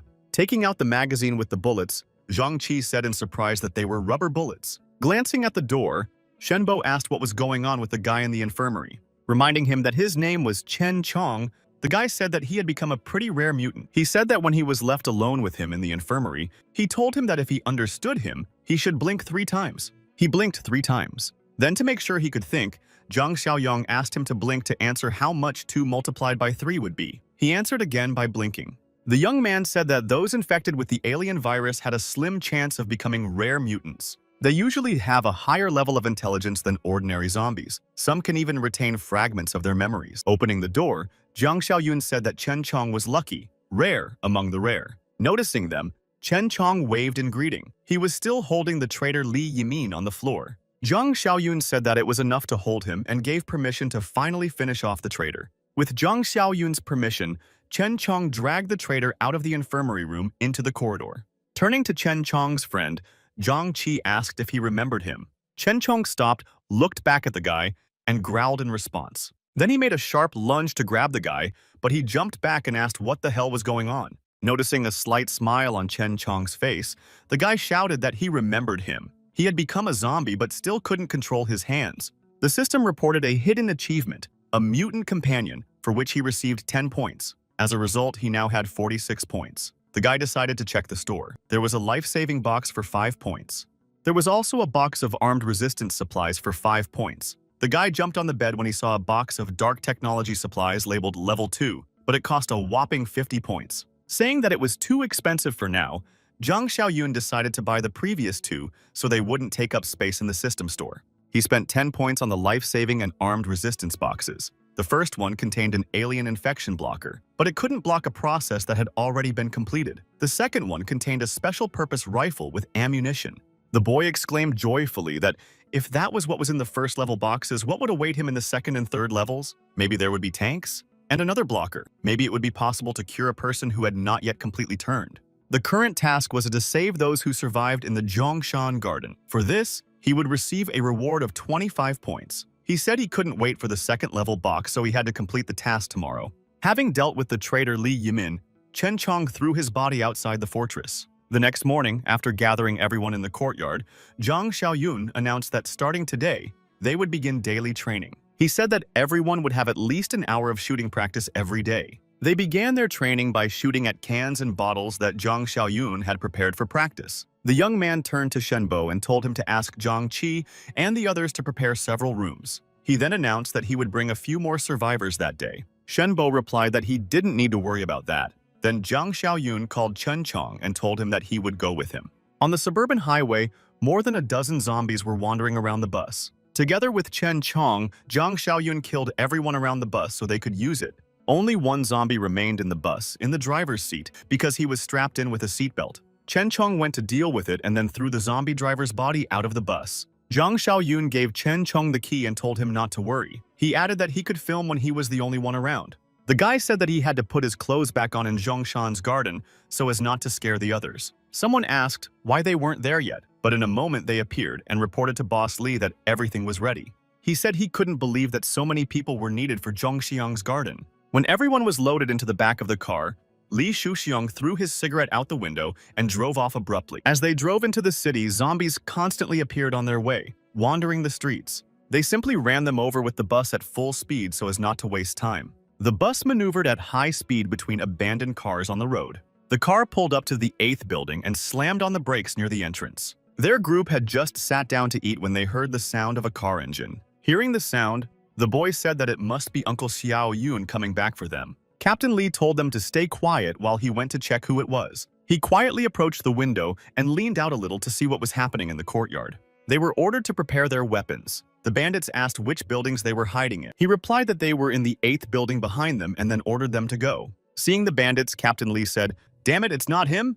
It's those bandits again." Sun said that those idiots never learn anything from life. Then one of the guys suggested that they should take them out since they now had weapons. Captain Li replied that they shouldn't get involved. This time there were more of them, and they were all armed. They had to stick to the ambush plan. He then said that he would go to the roof. Someone said it was a perfect distance. The bastards would be within range if they came any closer. Stopping in front of the building, the bandits aimed their firearms at it.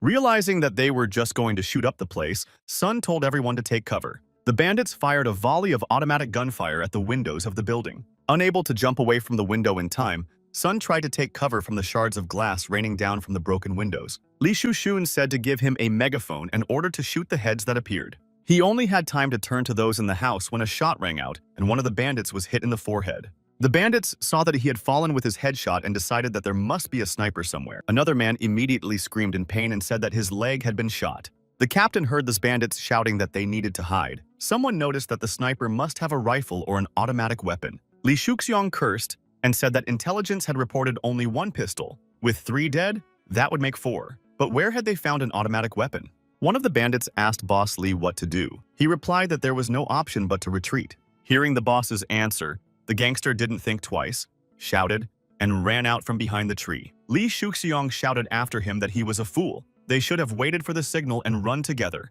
But the gangster ran only a short distance before falling loudly to the ground, riddled with bullets. Cursing, Li Shuxiang shouted for them to run at his signal and began counting 3, 2, 1.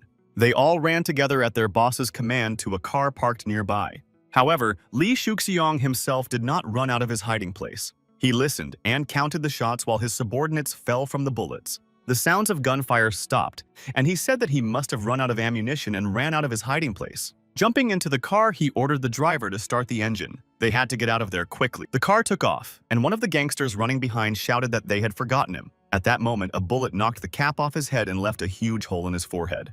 Another burst of gunfire rang out. Captain Lee tried to shoot several more gangsters in the back of the car. The car with the gangsters jumped out right in front of Zhang Xiaoyun's bus. He wondered who it could be, but in the end he decided that the mission and the points were more important. When they reached the address, they all got off the bus. Zhang Xiaoyun said that the automatic rifle had come in handy, so that car could have belonged to the fugitive gangsters. Looking at the still warm bodies, Chen Chong's mouth watered and he began to growl as if trying to say something. Zhang Xiaoyun asked Chen Chong if he was hungry, and he growled in response. Then the guy said he could eat and added that it was better not to leave the food for the other zombies. Looking at the boy lying in a pool of blood, Chen Chong's mouth watered. Leaving him with his lunch, Zhang Xiaoyong told him to find him near the 8th house when he was done. Chen Chong growled contentedly, tearing off pieces of flesh and throwing them back with relish. Walking toward the building, he passed several bodies and said that these bandits didn't care about their victims at all. Hearing the voice, the boy peeked out the window and shouted that this time it was Uncle Xiaoyong. Hearing that it was him, they all rushed to the window and started waving at Xiaoyun.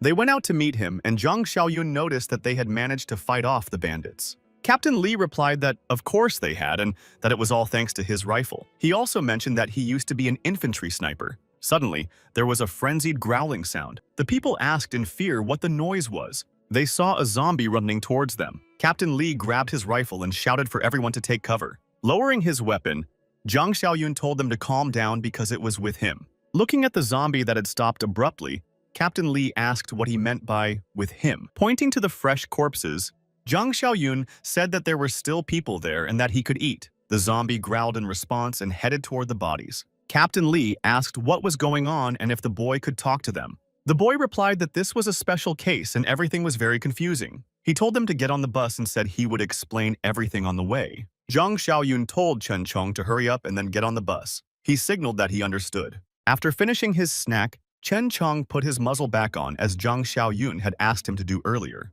Chen Chong approached the bus, where everyone was waiting to leave. The boy shouted anxiously, asking why the hell he had put the muzzle on himself. Zhang Xiaoyun told him not to talk about the muzzle in front of him or he would hit him. The boy shouted that it was cool. Then Xiaoyun said that he could talk about it. The bus swayed and dipped slightly when Chen Chong put one foot inside. Captain Lee asked in surprise if the bus had tilted and sunk or if it was just his imagination.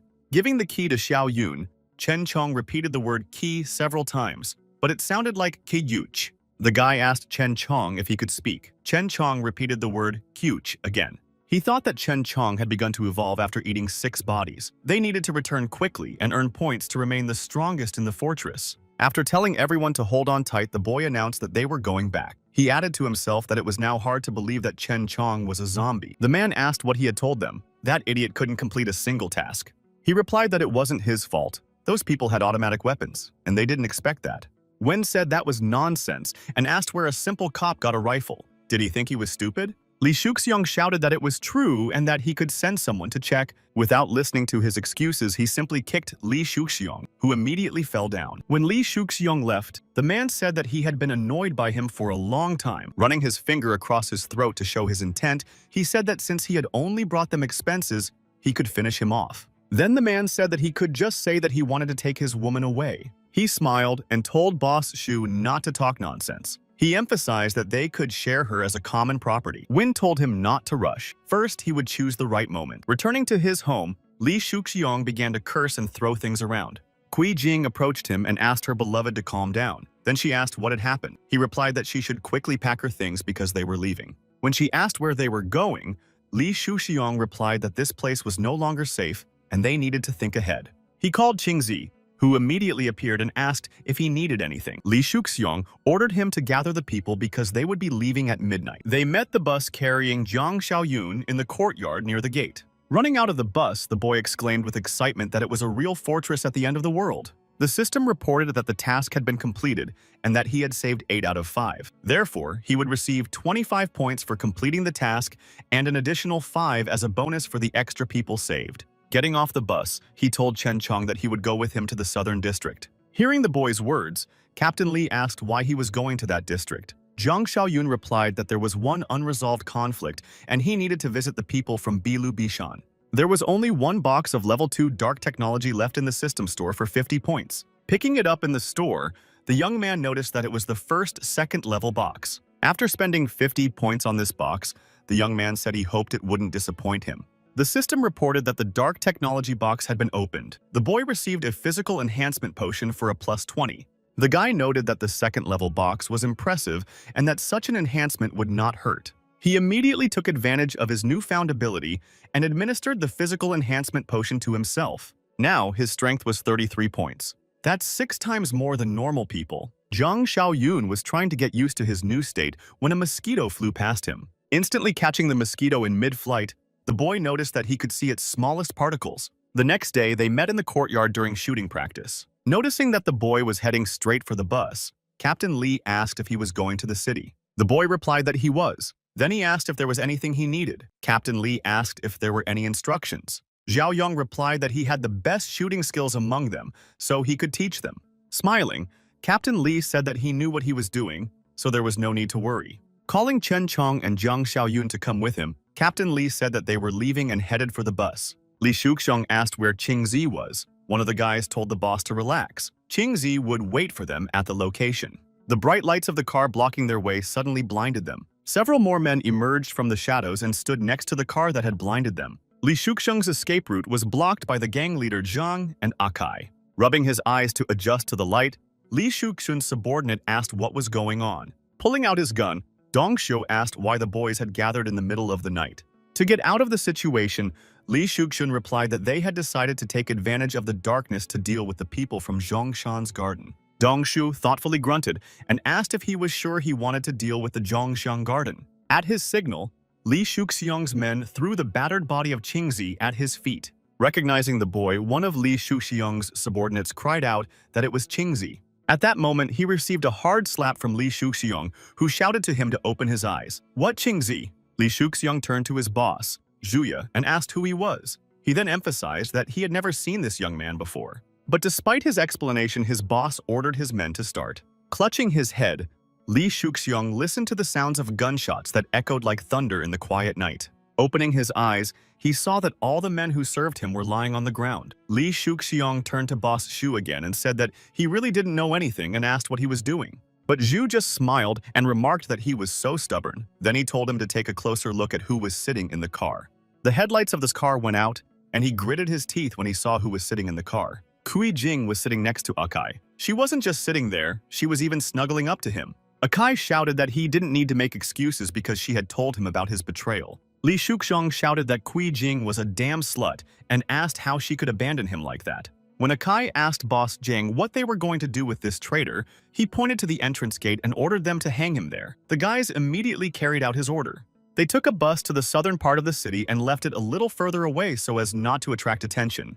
The streets were clear of zombies, and they quickly ran to the area with the Bikushin villas. A zombie was hanging at the entrance, waving his arms and legs and growling, trying to break free. Realizing that it was Li Shuxiong, Zhang Xiaoyun called him a pathetic dog and said that he deserved it. The guy added that he was sorry he hadn't dealt with him himself. The guy cut the rope and the zombie fell to the ground with a crash. Zhang Xiaoyun said he would help him avenge this worthless end. Kui Jingmo, and that she had helped them. Why were they treating her like this? She begged them to let her go.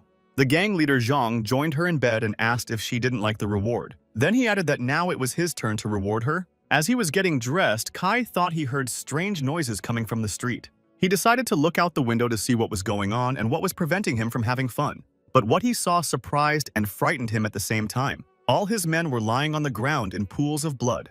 First, there was a knock at the door, which quickly turned into loud banging. Akai asked what was going on. Their attention was fixed on the door, and they didn't notice him jumping through the window. A sharp knife blade slit Akai's throat, and he collapsed to the floor. The young man jumped into the room. The leader immediately shouted that he was a bastard and asked who he was. Seeing that it was Zhang Xiaoyun, Kui Jing exclaimed his name in surprise. The guy just threw the knife in response to the gang leader's question, and it hit him in the neck. Zhang groaned and rolled off the bed onto the floor. His blood flowed down her body and she screamed in fear. Turning to Zhang Xiaoyun, Kui Jing asked him where he had come from and what he wanted. In response to her question, the guy smiled mockingly and asked if they were having fun here. Grabbing the doorknob, the guy said he wanted to see how the idiot Li Shuxiong would react to her in this state. He opened the door, and the zombie Li Shuxiong burst into the room with a loud growl. He immediately rushed at her, and she screamed that she had made a big mistake and begged Xiao Yun to save her. But the guy just left the room and locked the door behind him. He noted that everyone got what they deserved. Pointing to the bodies of the bandits they had killed on the way here, Jiang Xiaoyun told Chen Chong that he could eat them.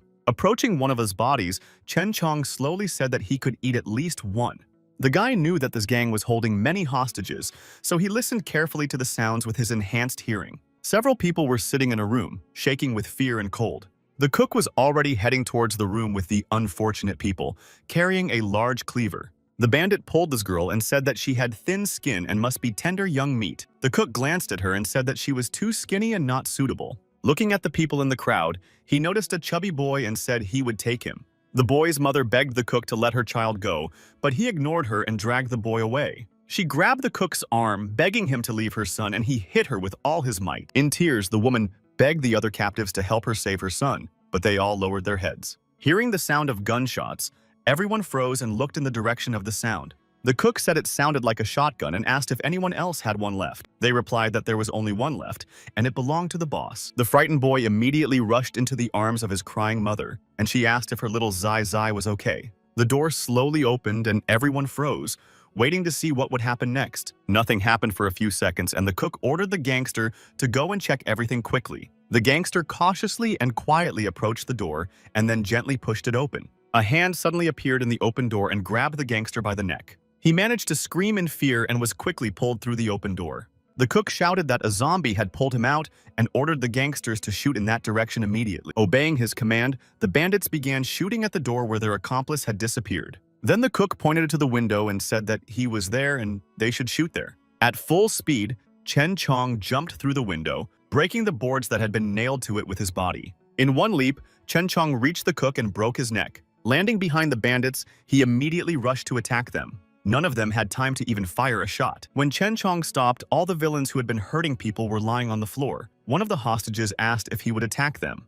A young man entered the room and told Chen Chong that he was a hero. Then he asked if the mask was hindering his movement. Chen Chong slowly replied to Jiang Xiaoyun that it made him look cooler. The frightened people whispered in surprise, wondering if this zombie could really talk. Jiang Xiaoyun began to calm the frightened people and told them not to be afraid. This zombie would not attack them. A little girl clinging to her mother through her tears said that it was a super monster and that it could kill them in a second. He was intrigued by the girl's description, and Jiang Xiaoyun asked her if she had ever seen one before. Her mother replied that they had. When the boy asked where, she replied that it was at the jewelry market in the east. The boy said that it happened so quickly, and he thought it would take a month or even two, and it was not far from the old tea town. Hearing what they were talking about and Jiang Xiaoyun's comment, Chen Chong asked what he was talking about. The young man said that it was about another rare mutant. He said that their level of rationality and hunting efficiency differed from that of ordinary zombies. But mutations are often unstable, so they become strange and dangerous. Chen Chong said that he could do it too.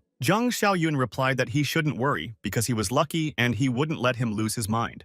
Jiang Xiaoyun asked the people if that was everyone who had survived from the villas. They replied that many people were trapped in the sales office and that there might still be survivors in the basement. They decided to go down to the basement first. Jiang Xiaoyun led the way with Chen Chong.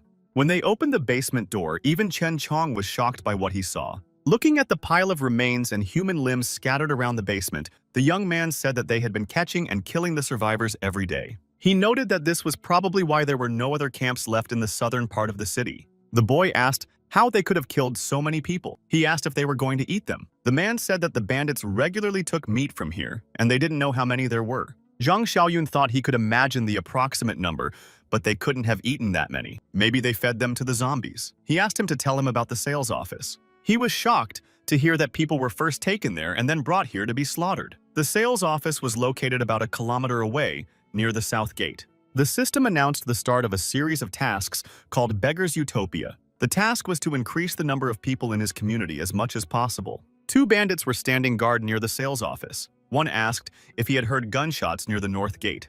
The other replied that he had heard them, but that they were using people as targets. Chen Chong landed behind them and immediately dealt with the guards. In the room, there were several young women locked up, whom the bandits were using for their pleasure. Hearing the noise and footsteps, a woman told them to give them anything they wanted, but not to let them in. Someone stopped right in front of their door and grabbed the door handle. The frightened woman prayed that no one would come in. She repeated this over and over again. Stopping at the door, Jiang Xiaoyun looked at the women and told them to leave. They looked at the young man with a look that said they were not expecting anything good. The young man led them to the exit, and the girls saw that all the gangsters were lying on the floor. Then one of the girls asked hopefully if he would take them to a safe place. The guy said yes. Then the guy said there was one condition: they would have to work there. When everyone said they were ready to work, Zhang Xiaoyun said that there was no time to waste and that it was time to leave. All those who had been rescued got on the bus, and they quickly drove off in the direction of the young man's fortress. The young man stopped the bus at the gates of his fortress, and everyone began to get off the bus. Shan happily exclaimed that Xiaoyun was finally back and said she would go open the gate for him. Zhang Qi told her to wait because he wasn't trying to drive in, so he was up to something. Zhang Xiaoyun said that it was their fortress, but he couldn't let them in. The man said he understood and that the world was dangerous right now. The woman asked where they would live now. The boy replied that there were temporary houses behind a fence near the fortress.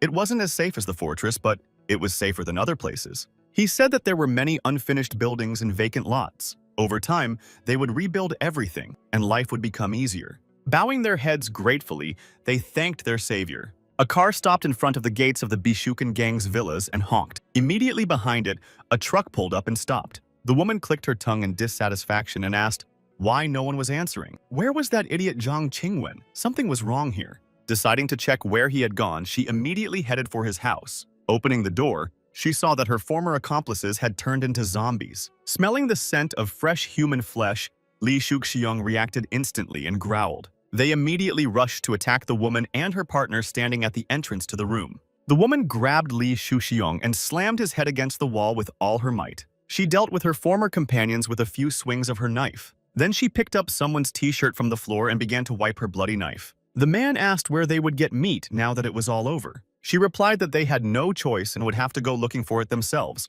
But first, they had to deal with those who were getting in their way. Rui scanned the street while her partner searched the houses for survivors. Leaving the last house, the man told her that there was no one left alive. Then she asked about the meat. He replied that it was still there. Rui ordered them to bring a truck and start loading. While the meat was being loaded, Rui wondered how this could have happened and what she should do next. Suddenly, she noticed tire tracks on the road and looked closely at them. The man asked if she had found anything. Smiling, she said she would like to see the guy who managed to pull this off. Zhang Xiaoyun read that his current goal was to maximize the community. The current count was 2. He asked how to increase it and added that the number was probably the most important indicator. Laughing, the guy said that the land here was not bad thanks to that miser. Suddenly, Zhang Xiaoyun remembered that he had completely forgotten about the rare mutant. Together with Shan and Zhang Qi, he headed to the camp of the people he had rescued. The people he had saved greeted him joyfully. They gratefully called the young man their savior. The mother of a boy who had survived only thanks to the boy's appearance fell to her knees before him and began to thank him for saving her son and giving him shelter. The boy thanked her and said that she didn't need to thank him for that. He turned to the woman who had told him about the super monster and asked her to tell him where she had met him. She said she saw him in the Huarun store at the jewelry market. Their group went there for supplies but ran into him. Several people had died, and the rest had scattered in the chaos. She and her daughter had run into a group of villagers and thought they were saved, but they turned out to be a group of monsters. Shan turned to Xiaoyun and pointed out that they had enough supplies, and there was no point in provoking the monster. Zhang Qi said that they couldn't just sit there and use up all their supplies. It was better to take more while they still could.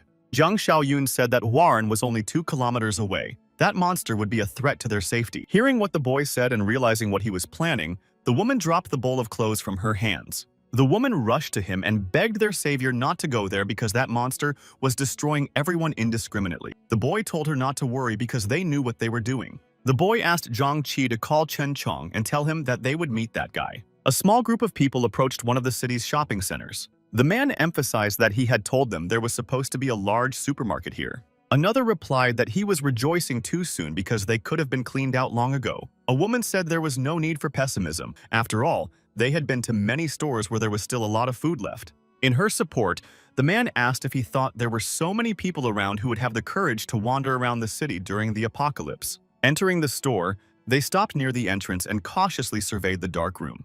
The shelves were mostly empty, but there was still something between the rows. Someone noticed that a lot had been taken, but not very thoroughly. To find out if anyone was there, she knocked on a metal frying pan to make some noise. Preparing for possible surprises, the woman asked if anyone was there.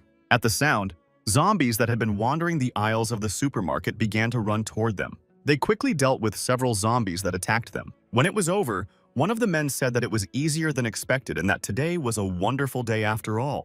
The man noted that there weren't many zombies here. It seemed that most of them had taken those who were here before them with them. He added that they shouldn't relax and that they needed to go deeper to find something. They didn't notice the zombie watching them from the emergency exit corridor. Waiting for the zombies, he said that here was some fresh prey. Someone shouted that it was a jackpot when they found several shelves with food. The man gave the order to quickly gather everything and added that it could last for several years. A woman happily exclaimed that it was a bed and immediately threw herself onto it. Having already forgotten what a soft bed was like, she said that she didn't care about anything anymore and wanted to stay there. In their excitement, someone suggested settling down there, and the rest agreed that it was a great idea. One man said he needed a smoke, and another said he would go with him. He asked him what he thought about staying here for a while. He replied that it was a large shopping center. There were many entrances and exits, so it would be difficult to defend. Moreover, such a large amount of supplies would attract the attention of others. The man said that there was a two-story building nearby when sharp claws pierced him through. Lifting the man up, the zombie laughed and said that his flesh was tender and must be very tasty. The man tried to run away and shouted for help. Hearing his cries, they immediately became alarmed but did not understand what he meant. He did not manage to escape, and after a few dozen meters, sharp claws pierced his body. He was still alive when the zombie simply tore the man in two. Hearing the blood-curdling scream, she asked what was going on and added that they needed to get out of there quickly. Wild laughter filled the supermarket, and the zombie rushed after them, saying that he would not let anyone go. The zombie caught people one by one. Only two were left, and feeling its breath behind him, the man screamed that he didn't want to end up like this. These words were his last. The zombie's long claws reached his chest. She forced herself to run faster because there were only a few steps left to the exit. But just before the door, the woman stumbled and fell, unable to get up. Covering herself with her hands, the terrified woman screamed that she didn't want to die. The woman trembled as she looked at the strange zombie that appeared in her path and stood right in front of her. She was very surprised when she noticed that it simply walked past her and did not attack. Two guys immediately followed the strange zombie. He told her not to be afraid. Recognizing Zhang Xiaoyun, she said that he was the guy she sold the land to. Zhang Xiaoyun remembered that she was the real estate agent who had treated him so nicely back then. He said that her name was Ning Wanwan. She immediately screamed that there was a monster in the shopping center and that they needed to get out of there quickly. The guy said that everything would be fine and that they would deal with the monster. Chen Chong managed to dodge the mutant's blow, and the mutant laughed and asked if he wanted to take everything for himself. Zhang Xiaoyun asked Chen Chong if he could handle it alone. He replied that he would try. Preparing for battle, the mutant said that this was the first time he had seen someone like him, and that it was so much fun. Immediately after these words, he jumped forward, aiming to attack Chen Chong. Chen Chong managed to avoid a direct blow from above. Thanks to his quick reaction, he managed to dodge. Laughing, the mutant said that he was curious to see how his evolution would accelerate if he ate him. Completely unexpected such a quick reaction, the monster missed Chen Chong's blow. Lifting his head, which had broken through the floor, the mutant laughed again and remarked that Chen Chong was strong. At that moment, Chen Chong swung his leg to deliver another blow, but the mutant noticed it. Chen Chong kicked so hard that the floor began to shatter into pieces. When he realized that Chen Chong was no longer there, he looked up and saw that he was already clinging to the ceiling. Gargling, the mutant said that he could finally use the strength he had accumulated. With a disgusting laugh, he jumped from the ceiling straight at Chen Chong, but Chen Chong jumped back again. He had no choice but to defend himself and dodge, because the monster was clearly stronger than him. Zhang Qi shouted that he was losing and asked why the monster was so strong. Xiao Yun replied that they had not come for nothing. He would become invincible if they waited a little longer. The boy decided to use the machine gun, and it began to appear in his hand. The woman cried out, asking where the hell the machine gun had come from. Taking aim, Zhang Xiaoyun told Chong that he would stop teasing him if he held the monster for a few seconds. Cheng Chong immediately tried to comply with the boy's request and grabbed the mutant by the arms. The monster called Cheng Chong a freak and ordered him to let go. Zhang Xiaoyun hit the mutant right in the head with his first shot, and he staggered. Taking a few steps back, the mutant leaned back and began to fall. Suddenly, he straightened up and said that the bastard had wounded him and that it hurt. Then he laughed and threatened to tear him to pieces. Then Jian Xiaoyun began to shoot the mutant non-stop with his automatic rifle. Even after receiving several bullets that tore his body to pieces, the mutant continued to laugh. Finally, he fell, but he was still making some kind of incomprehensible sound, either laughter or a roar. Zhang Qi asked if he was finally dead. Zhang Xiaoyun asked if Brother Chong wanted to eat the monster, adding that it might make him stronger. The system reported that there was progress in the Beggar's Utopia quest. A dangerous creature had been eliminated. For this, he expanded the community by 1 and received 10 bonus points. The boy said that they shouldn't leave empty-handed and suggested cleaning out the supermarket. He placed the leftover food in a spatial ring. Zhang Qi asked what kind of strange magic this was. Looking at the bodies, he said that they would turn into zombies if they left them like that. Then he asked if Chen Chong was still hungry. She ordered him to stop, and the car slammed on the brakes on the road near the Xiaoyun fortress. The man surveyed the area through binoculars and she asked him what he thought. He looked around the area carefully and noticed Shan Shan standing guard on the observation tower. There was also a camp set up next to the fortress with people walking around. He replied that there were a large number of people there and that they were poorly armed. Their only advantage was the sturdy building. The driver asked how they managed to get rid of Zhang Jingwen and Lin Guangkai. She asked if it wasn't obvious and suggested that it was a cautious tactic. They must have brought a horde of zombies there. She had been saying for a long time that the villa was a bad place for a base. Laughing, she said that it seemed like God had noticed their suffering and sent them prey and a new home. The driver agreed and even said he felt a little sorry for them. He asked what their plan was and if they were going to attack now. She replied that they weren't. They would return and gather more people and weapons before attacking. The car spun around, kicking up dust and sped down the road. At that moment, Jing Xiaoyun was returning from his mission and speeding down the highway. Zhang Qi told the woman that their base had not only mattresses for resting but also hot water for showers. The young man noticed a car also speeding down the opposite lane. He reported that someone was approaching and ordered Zhang Qi to prepare his weapon. Zhang Qi took out his automatic rifle and prepared to fire on command. A few seconds later, their cars crossed paths on the road, passing each other. Zhang Xiaoyun quickly glanced at those sitting in the oncoming car. She also glanced at the person who was driving so boldly along the road leading out of the city. The system immediately reported a new task called Hunter of Bad Guys. He had to repel the attack. As a reward for completing the task, he would receive 50 points. The young man thought that repelling the attack probably meant those people he had just passed. The rest of the way, the boy rode in thought about the upcoming attack and his plan to repel it. As soon as they returned, he immediately climbed the observation tower and asked Shan Shan if she had seen any strangers there. She replied that a car had driven by in the distance but had not approached. Shan Shan said she thought it was him returning and asked if something had happened. He asked her to tell Shen Bo and Lao Li to gather everyone and informed them that he had an important announcement to make.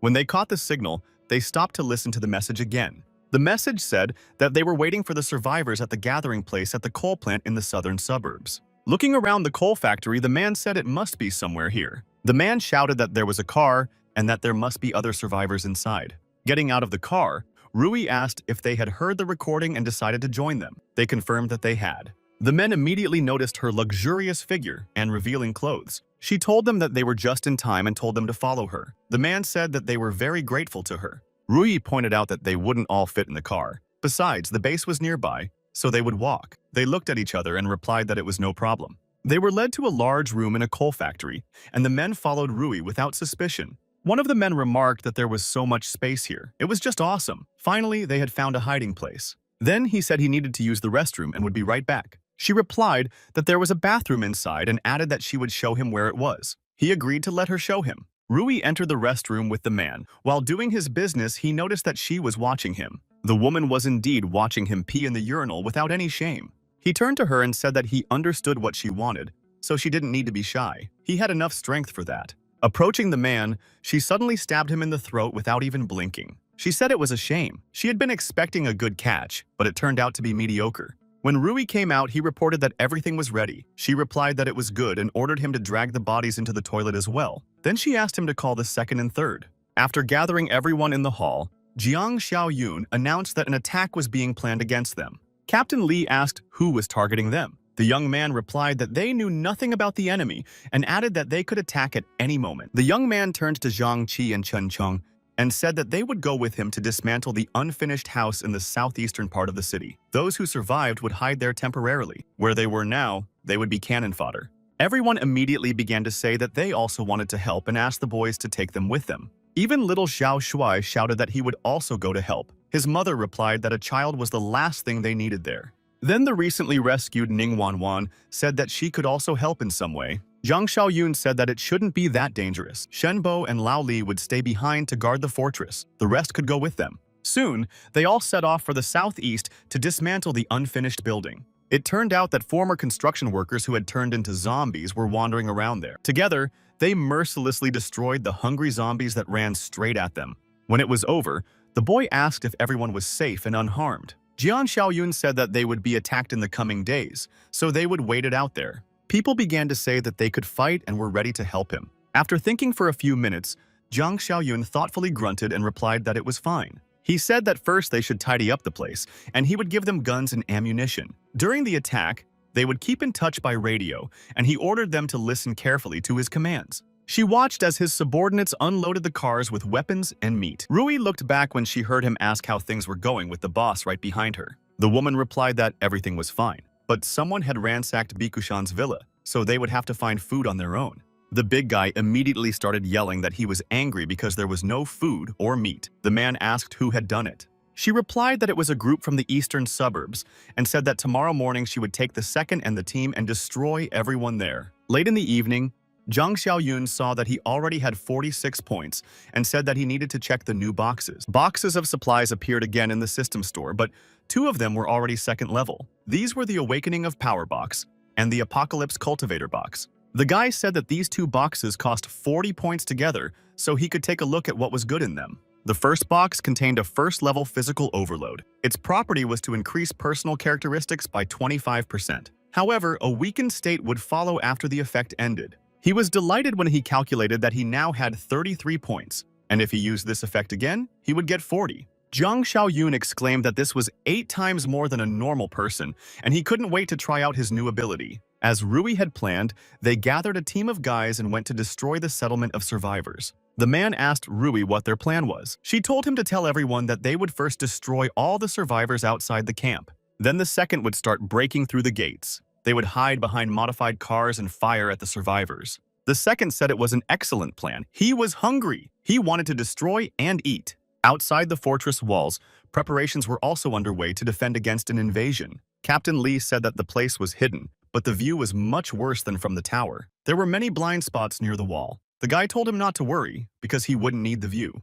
Hearing this, Captain Lee asked why he was here then. Zhang Xiaoyun asked if he hadn't been a sniper for several years. He replied that he had only been a sniper for a few months and then the position had been temporarily closed. The guy asked if he could hit a target from a distance of 200 or 300 meters. Captain Lee told him not to underestimate him and boasted that he could hit a target even at 500 meters in no wind. Smiling, the young man said that was enough. Zhang Qi called him and said he had brought what he had asked for. Zhang Qi said that it was very heavy and asked what was inside. Zhang Xiaoyun began to open the box. As soon as he opened it, Captain Lee exclaimed that it was a real Barrett. He excitedly asked the boy where he had found such a treasure. Zhang Xiaoyun said that they only had 2 magazines and 10 rounds of ammunition, so they had to conserve it. Taking the sniper rifle in his hands, Captain Lee replied that he understood.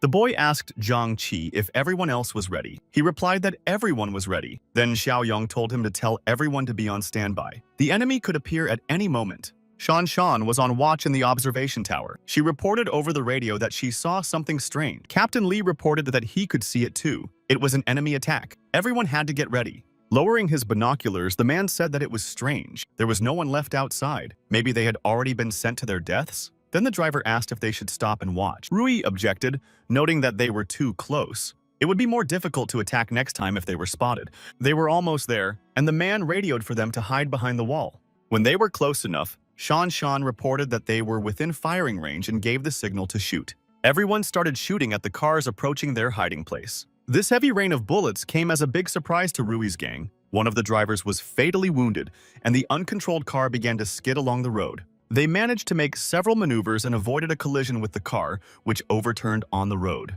The radio reported that they had been spotted. Rai squealed with rage that this was impossible. When asked what to do next, she ordered everyone to keep driving and hide behind the walls. The cars quickly passed the place where they could be hit by bullets and stopped in a blind spot under a wall. Jumping out of the car with a huge saw, the second man shouted that he wanted to destroy them. The second man started the saw. He began to cut the gate persistently, repeating that he had come to destroy them. Shan shouted that they were breaking the gate. Then she ordered to shoot to prevent them from breaking through. But Rai also ordered to return fire to cover the second man. Xiao Kai was caught in the crossfire, and an enemy bullet hit his shoulder. Zhang Qi said that the attackers had many automatic weapons. Their weapons were no worse than theirs. Song shouted for them not to be afraid and to hold their positions. They had enough ammunition. Shenbo noticed that the bandits were breaking through the main gate. The man added that they would have problems. Zhang Xiaoyun said over the radio that everyone should remain calm because everything was going according to plan. The young man quietly opened the spare side door and looked around to make sure no one had noticed him. Realizing that everyone's attention was focused on the main gate, the guy ran to the planned location. The man reported that they only had half of their ammunition left. She asked the second if he was done yet. The second man shouted back that he was almost done. There was very little left. Shan shouted that the gate was open and ordered them to keep firing to prevent anyone from entering. Satisfied, Rai said that now they would see how the newbies would cope with the nightmare of evolution. She ordered everyone to follow her. They would hide behind the second and capture the perimeter when they entered. The second began to break down the cut gate with his bare hands, and it creaked. Zhang Xiaoyang radioed Li Hongli and told him to shoot on his command. He reported that Captain Li's first target would be the giant guy. Taking aim, Captain Li replied that his first target was in his sights. Breaking down the gate, the second man entered the fortress with a blood-curdling scream. Seeing his incredible size and hearing the beast's roar, the man asked if he was even human. They started shooting at him with weapons of various calibers, but he kept going. In a matter of seconds, the bullets fell out of his body and the wounds closed as if they had never been there. Impressed by what he saw, old Shenbo shouted that the monster was regenerating. Hiding behind his back, Rui laughed and remarked that they had probably never seen an evolutionist before and were shocked. The radio reported that the guy was healing and that weak weapons would be useless. Saying that he would try anyway, Captain Li fired his Barrett from his position. With a single shot from the Barrett, Captain Li completely blew the giant's head off his shoulders.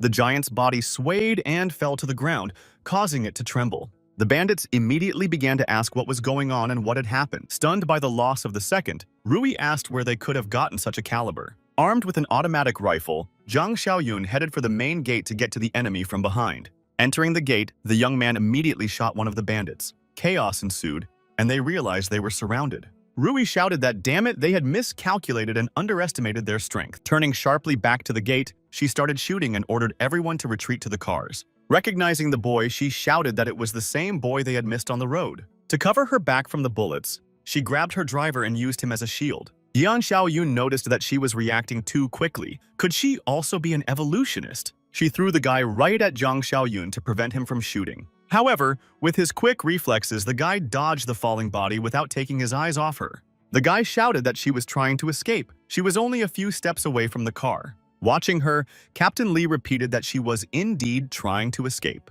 Taking aim at her, Li Hongli said that she had forgotten to ask permission from his rifle. The bullet tore off her leg in an instant, and she fell to the ground right in front of the car. Reloading, Captain Li cursed and said disappointedly that he had missed. Grabbing Rui by the arm, her loyal assistant quickly pulled her into the car. The car jerked forward, kicking up dust, and sped down the highway, maneuvering between bullets at high speed.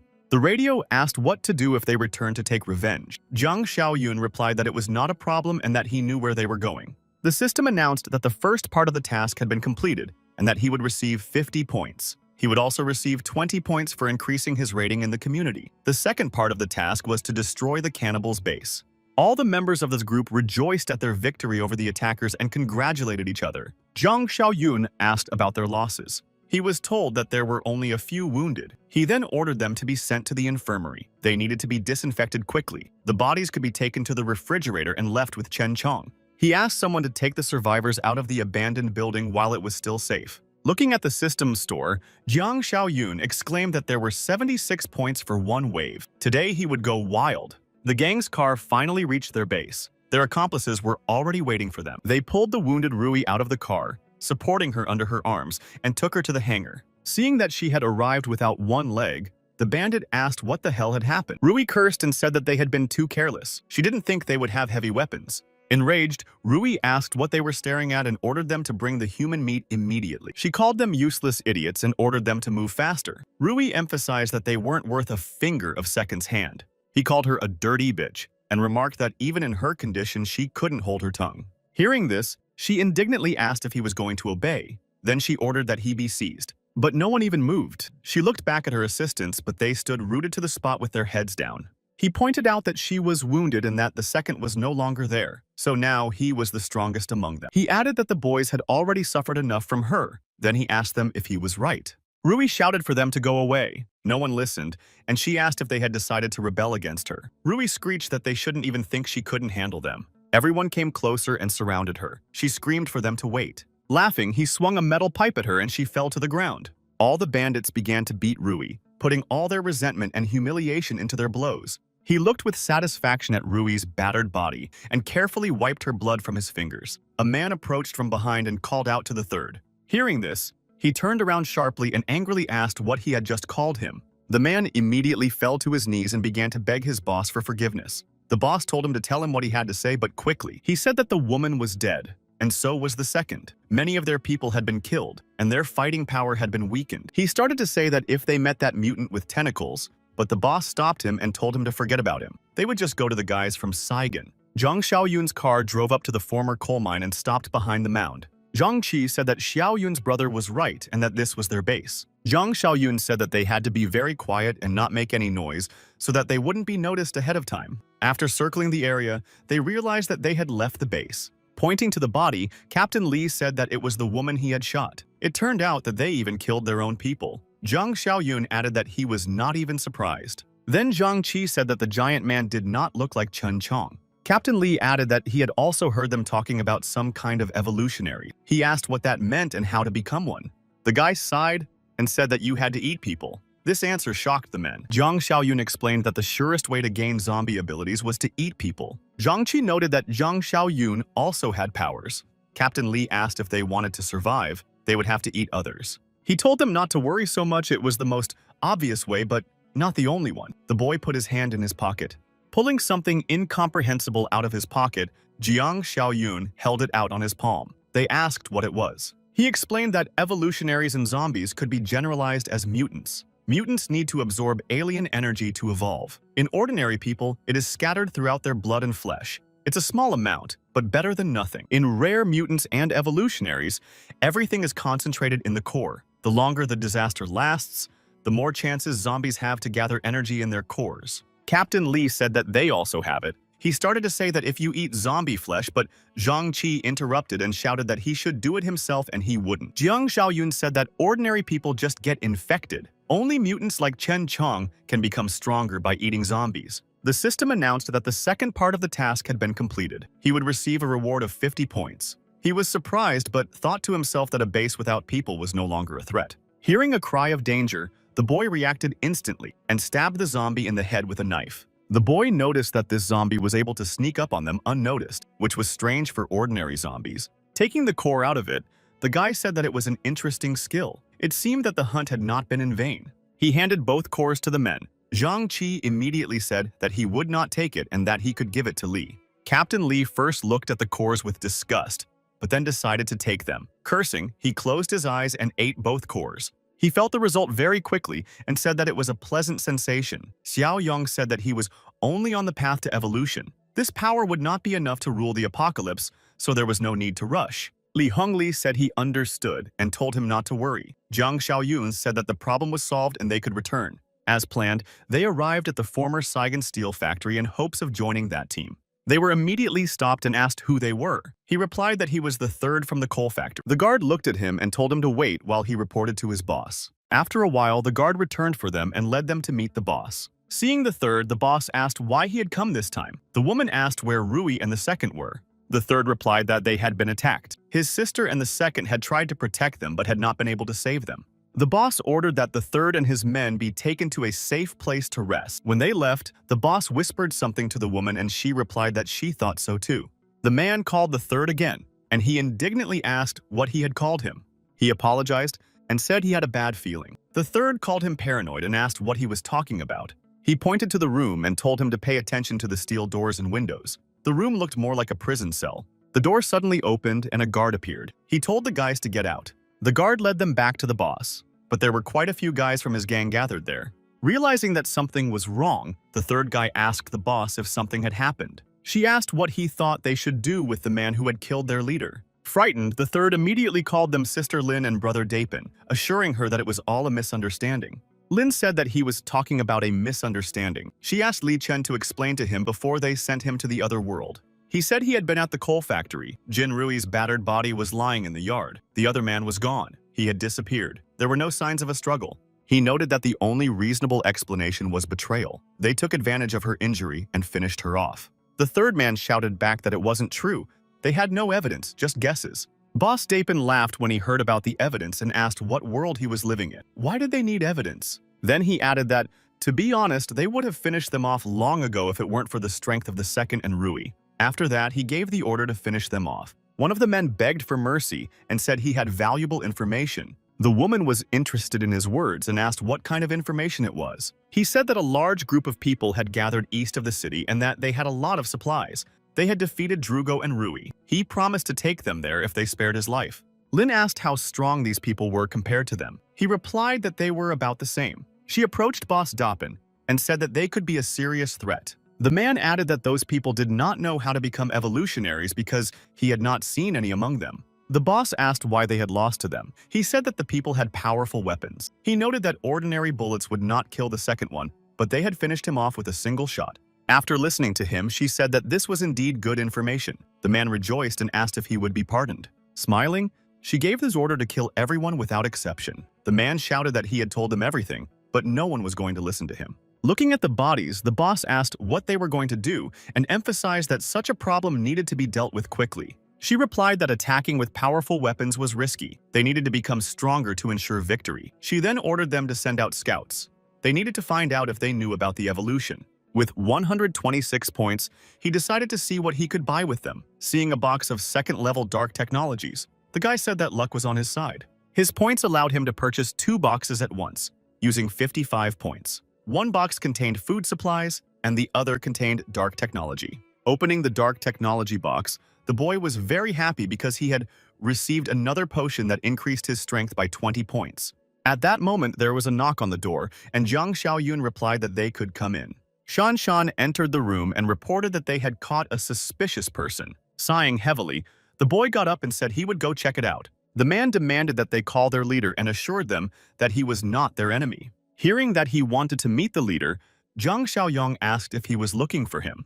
The man asked if he was the leader, and Zhang Xiaoyun confirmed that he was and told him to speak. The man asked how to address him, and the young man gave his name. The man immediately said that he would also introduce himself to Xiaoyun's brother. He said his name was Shu Aisin, and that he had come from the Saigon factory. Song asked if it was the Saigon steel factory, and the man confirmed that it was. Zhang Xiaoyun asked Uncle Song if he was familiar with the place. Song said that it was the largest factory in the southwestern district. It seemed to have become a settlement, just like the coal factory. It was located 3 kilometers beyond the coal factory. The boy approached and asked the man why he had come so far. The man replied that there was chaos all around and asked if it wasn't better for people to group together. He said that his leader had sent him to look for other settlements to bring the survivors to them. Xiao Kai told Xiaoyun not to believe him. He said that the man had been circling around and drawing a map. Taking the map, Zhang Xiaoyun began to examine it. Then he chuckled thoughtfully. Then the guy used his Eye of Mind skill. He asked if he had remembered the name correctly. Shu Asin, right? The boy pointed his gun at him and said that they were living in the same apocalypse as them, so he shouldn't treat him like an idiot and tell him the truth about why he came before he shot him in the head. Realizing that he was not joking, the man said in a frightened voice that it was true. They were just being cautious, and they were not to blame. Zhang Xiaoyun whispered and asked if he had seen Chen Chong. Zhang Qi replied that he had not. Cheng Chong had not come out. Hiding his weapon, the young man told them to let the man go. Song asked in surprise if they would let him go just like that. Not believing his ears, the man asked if they were really going to let him go.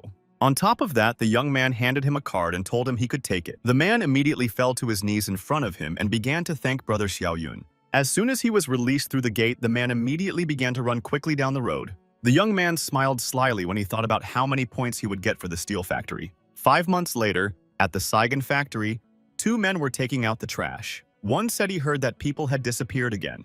The other asked if the monster had started attacking again. Suddenly, they heard a noise. The man told him not to go alone and to let the security guards check it out. However, he did not listen to his advice. A knife flew out of nowhere and killed the man who had gone to check what the noise was. He was smoking as usual while standing guard. The guard heard someone calling for help. He immediately grabbed his weapon and asked what had happened. The man screamed that a monster had killed Xiao Chen. The guard asked if it was a tentacled monster. Barely breathing, the man replied, "Who else?" The guard then asked where, and he replied that it was near a large garbage pit. Cursing, he said that, damn it, this time the monster had attacked unexpectedly. He ordered everyone to hide and told the evolutionaries with running skills to follow him. Together with several people, he headed for the place indicated by the man near the large garbage pit. The guard told them not to try to fight if they encountered it, but to simply run away. They quietly and carefully approached the place indicated by the worker, but there was no one there. One of the men said he was sure the tentacled creature had already left. Then another suggested that it had caught its prey and moved on. The man said that people had started disappearing more often after the coal factory and villas were destroyed. Another noted that this was obvious because he used to attack 3 places, but now he was attacking only 1.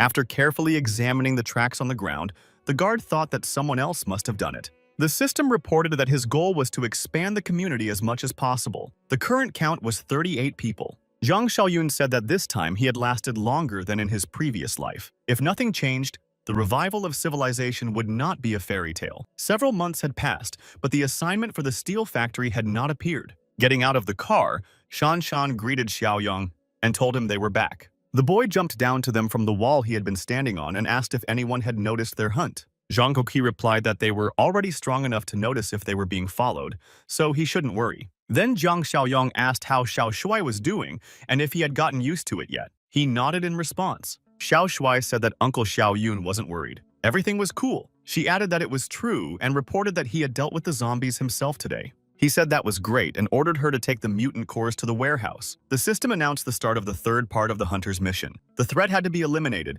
and potential allies had to be helped. Li Hongli asked if he was really going to go there alone and emphasized that it was too dangerous. Song added that they had already sent scouts to them. What if they had bad intentions? Then they wouldn't be able to help if something went wrong. The young man told them to relax.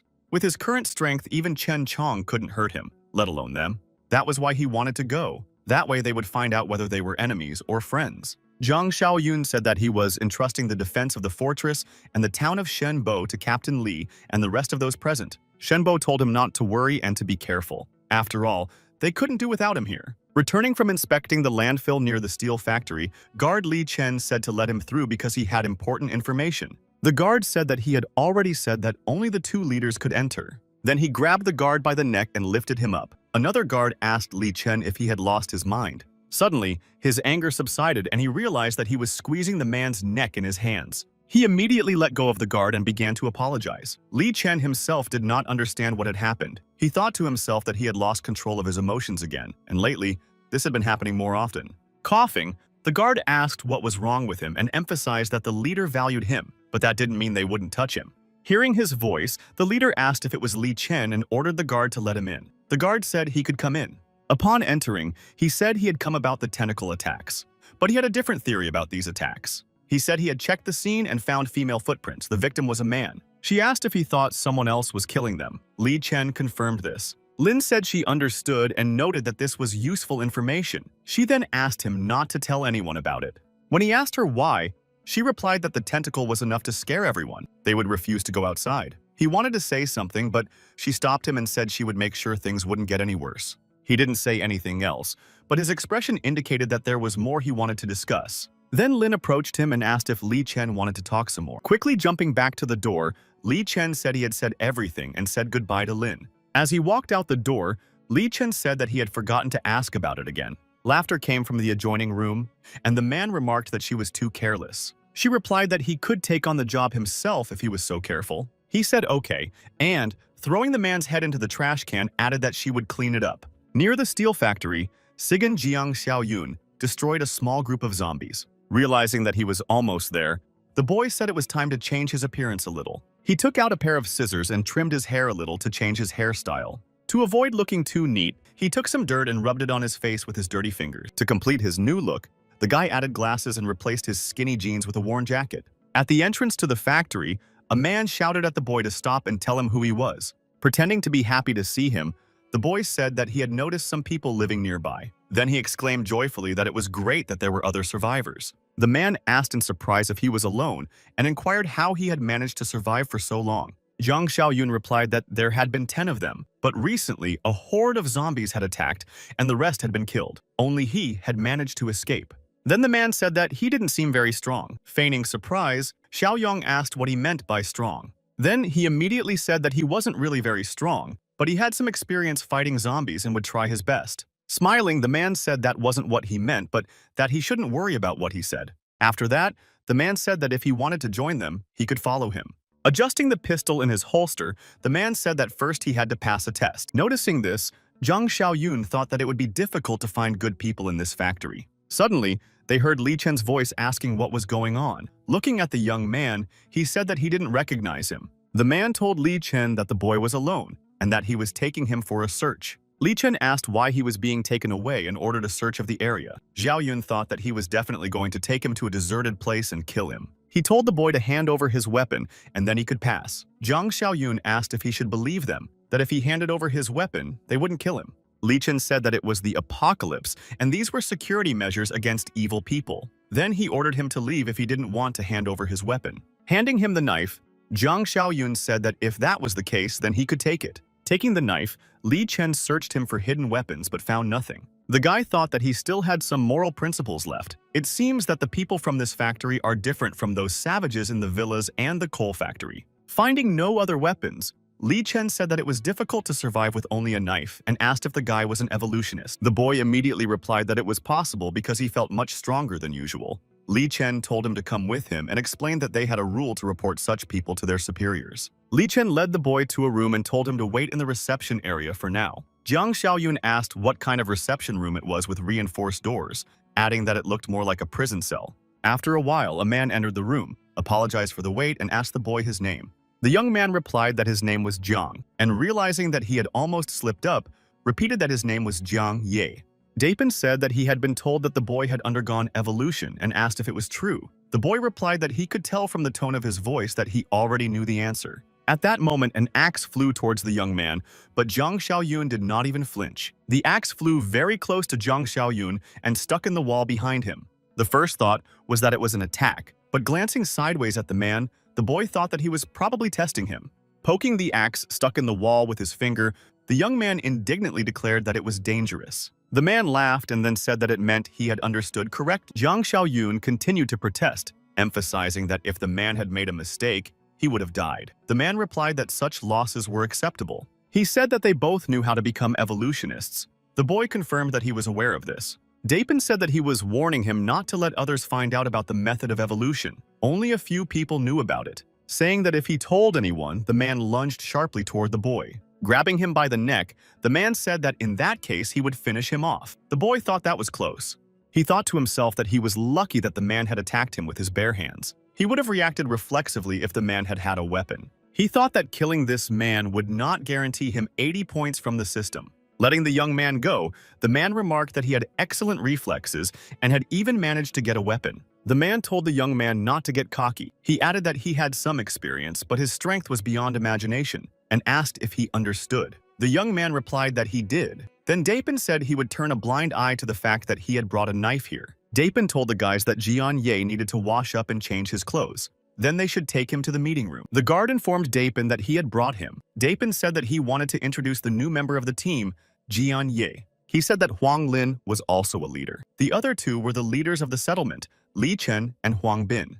Lin told Huang Bin that the newcomer would be under his command and asked if he had any objections. He replied that he had no problem with that. She told the boy that he was lucky to have found one of the strongest settlements in the area and that his survival was guaranteed. However, only those who were useful would receive food. Zhang Xiaoyun bowed his head to her in submission and replied that he would obey. Huang Bin said that he was just in time. Today was his turn to patrol. Then he told him to follow him. He asked his uncle if they had given him this new guy. His uncle replied that there was nothing he could do. The guy knew the secret, so he could only be assigned to this group. The man walking beside Zhang Xiaoyun looked closely and wondered why he seemed familiar. Calling out to Zhang Xiaoyong, Huang Bin asked if Dapin had told him the details about their settlement. The boy replied that he had only told him to keep quiet about evolution. He replied that this was true and said that only Dapin's sister and the four of them knew about eating human flesh. He said that Asen was Dapin's cousin. Achang was his nephew and Lin's nephew. They were all family, so only he could reveal the secret. Then he asked if he understood. Jiang Xiaoyun replied that he would keep quiet. Hearing his name, the young man recognized the man as Shu Asen, who had been captured by Zhang Qi's group. Jiang Xiaoyun asked about the second leader. Huang Bin replied that he was an outsider but talented and strong. He emphasized that he must not reveal the secret under any circumstances, otherwise they would not both survive to see the next day. The young man thought that Li Chen seemed to have great potential, and they were limiting his resources and information so that he would not surpass the two leaders. Stopping, Huang Bin said that they had arrived. The young man asked what kind of place it was. He said it was a small settlement of about 7 people. They had been watching it for 3 or 4 days and had not noticed any evolutionaries. Jiang Xiaoyun asked what their plan was and if they were going to hunt. He replied that they weren't barbarians, they were farmers. Atsun told Xiaoyun that he was also an evolutionist, so it was time to change his thinking. He advised him not to be as stubborn as Li Chen. He said that, to put it bluntly, they were not the same species as ordinary humans. They were at the top of the food chain. The boy asked if they wanted to take them away and raise them in the settlement to kill them later. Huang Bin replied that they didn't need to take all of them. 5 or 6 would be enough. They would deal with the rest on the spot. The boy asked how they would deal with them. The man laughed and said that he would show him everything and that the boy should watch and learn. In the settlement, everyone was working on construction. The man sighed and said that he was finally finishing because the work was so tiring. One of the men noticed some movement and, attracting the attention of the others, asked what was going on. A group of zombies ran out of the bushes nearby and rushed toward their settlement with a growl. The man asked where the whole horde had come from and ordered everyone to quickly prepare for battle. The horde of zombies quickly reached the group of men and began to attack them. Seeing the zombies already eating his friends, the guy shouted that there were too many of them. Jiang Xiaoyun asked if this was his brilliant plan, to set the zombies on them. He replied that their resources were not unlimited, so they couldn't take on a large number of people. Huang Bin emphasized that if they brought more than 10 people at a time, they could form a group that would be difficult to control. After that, Huang Bin announced that now was their chance. His nephew happily rolled up his sleeves. The zombies had already reached the settlement and attacked a woman. She screamed loudly, trying to break free. She thought it was the end, but suddenly the zombies' heads rolled across the ground. She saw a man standing in front of her, offering her his hand. The woman asked in surprise if she was saved. The man from the settlement was amazed at how the men who had suddenly appeared were destroying the zombies. He asked who they were. After finishing with the zombies, Huang Bin said that they were evolutionaries from the Saigon Steel Factory. They expressed their gratitude for saving them. Someone asked who the revolutionaries were. Jiang Xiaoyun thought that the guys were in their early 20s, and their physical strength was similar to that of Zhang Qi's group. Sensing something, the young man suddenly turned around and looked at the high-rise building behind them. He thought he saw someone in a broken window. The young man looked closely but saw nothing and said that he must have imagined it. Huang Bin shouted to Zhang Ye that it was enough to stand and watch and that they needed to help clean up the mess. Realizing that he had been noticed, the mutant moved away from the window where he had been watching what was happening. Several people who had been rescued told Huang Bin that there were still some supplies left in the warehouse. Huang Bin then ordered Zhang Ye to stay there and drag the remains to the entrance. He would arrange for a small truck to come and pick them up. Then he whispered that the bodies of the people who had died here also needed to be piled up. They would take them away too. After that, he turned to the rescued people and told them to follow him. After gathering everyone, they set off for the factory. Only Jiang Xiaoyun remained near the settlement with a pile of zombie and human bodies. Taking a knife from his belt, the young man said that everything was going well so far. The boy thanked them again for their help and for saving their lives. The men just smiled slyly and exchanged glances. The girl asked if there was water in their settlement and if she could wash up. Atsun pulled the girl closer and said that there was not just water but hot water. There was even shower gel, so she would be clean. Asina thought he had noticed something, so he stopped and looked in that direction. Noticing that he had stopped, Huang Bin asked Asin if there was a problem. He replied that there was something there. Then Huang Bin stopped the group behind him and shouted for them to be careful. Squeezing the girl's shoulder, Asian told her to stay behind and that he would protect her. Looking around, Huang Bin asked where he was. Asin replied that he couldn't see anything. With a sneer, Asian turned to Asin and asked when he had become so paranoid. Looking at Akian, he said that it was not a mistake. Someone was definitely hiding there. He hadn't finished speaking when a long tentacle pierced his body. Huang Bin shouted that there was a tentacle creature here and tried to shoot it, but it was too fast and had already hidden somewhere. Hearing his nephew shout that the tentacled creature was behind him, Huang Bin turned around. At that moment, Jiang Xiaoyun took advantage of the opportunity and began cutting out the testicles of the zombies. After cutting open the first body, the boy noticed that these zombies had 2 testicles. He shouted happily that this was not bad. Jiang Xiaoyong stood up and looked in the direction of the cries for help. They were the cries of Huang Bini, who had been caught by a tentacled mutant. The man screamed that he was doomed. She screamed when the tentacled creature crushed the man's body and his blood splattered on their faces. Having finished with that man, the tentacled mutant turned his attention to another who was watching him. Realizing who it was targeting, Asian stepped back and said, "Not her." Grabbing the girl hiding behind him by the arm, he pushed her straight toward the tentacled mutant. The mutant immediately wrapped itself around the girl and turned its attention to her. Its tentacles squeezed her tighter and tighter. and the girl gradually stopped resisting. She thought it was the end when she fell to the ground and felt that no one was holding her anymore. Opening her eyes, she saw the boy standing in front of her and the monster's severed tentacles lying on the ground. The boy asked if this was the same tentacled monster they had been talking about. Atsuan replied that it was not him but his son. Jiang Xiaoyun asked in surprise what he meant by son. He explained that that was what they called them. He said that the monster was always muttering something about his son. He had the ability to turn ordinary zombies into creatures like himself. That's why this monster was his son. He thought to himself that even his aunt and Dapin would have a hard time dealing with the son on their own. And Zhang Ye was definitely not a match for him, so it was time to run. Shouting to Zhang Ye to hold him back while he brought reinforcements, the boy ran away. Realizing that he had escaped, the rest also rushed to flee as far away from this place as possible. Jiang Xiaoyun asked ironically what reinforcements he was talking about. A Qian just wanted to buy time to escape.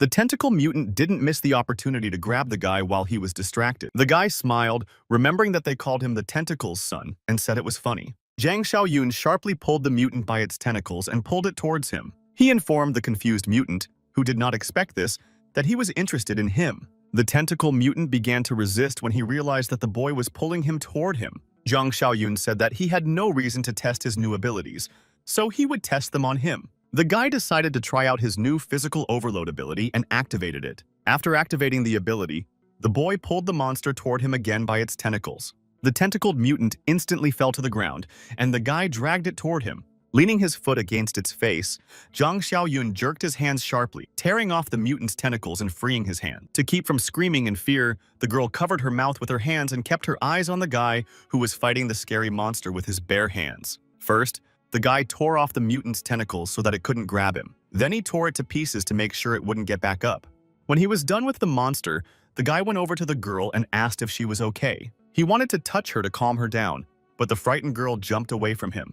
The boy told her not to be afraid, that he was a human being, not a monster. Reaching the gates of the steel factory, Asian shouted that he was finally there. Dapin asked what had happened when he saw that he had returned alone. Lin asked where Huang Bin and Asen were. Atsuan said in a frightened voice that they had been killed by the son of the tentacled mutant. Then Li Chen asked where the new guy was. He said not to even ask because he was definitely dead. The three of them couldn't handle him. Hearing this news, Dapin looked at the men who had run up with Asian. Unable to contain his emotions, Dapin shouted that it was all for a few useless people and threw his axe at the men. His axe instantly killed the man, who fell to the ground. Lin told Dapin to calm down.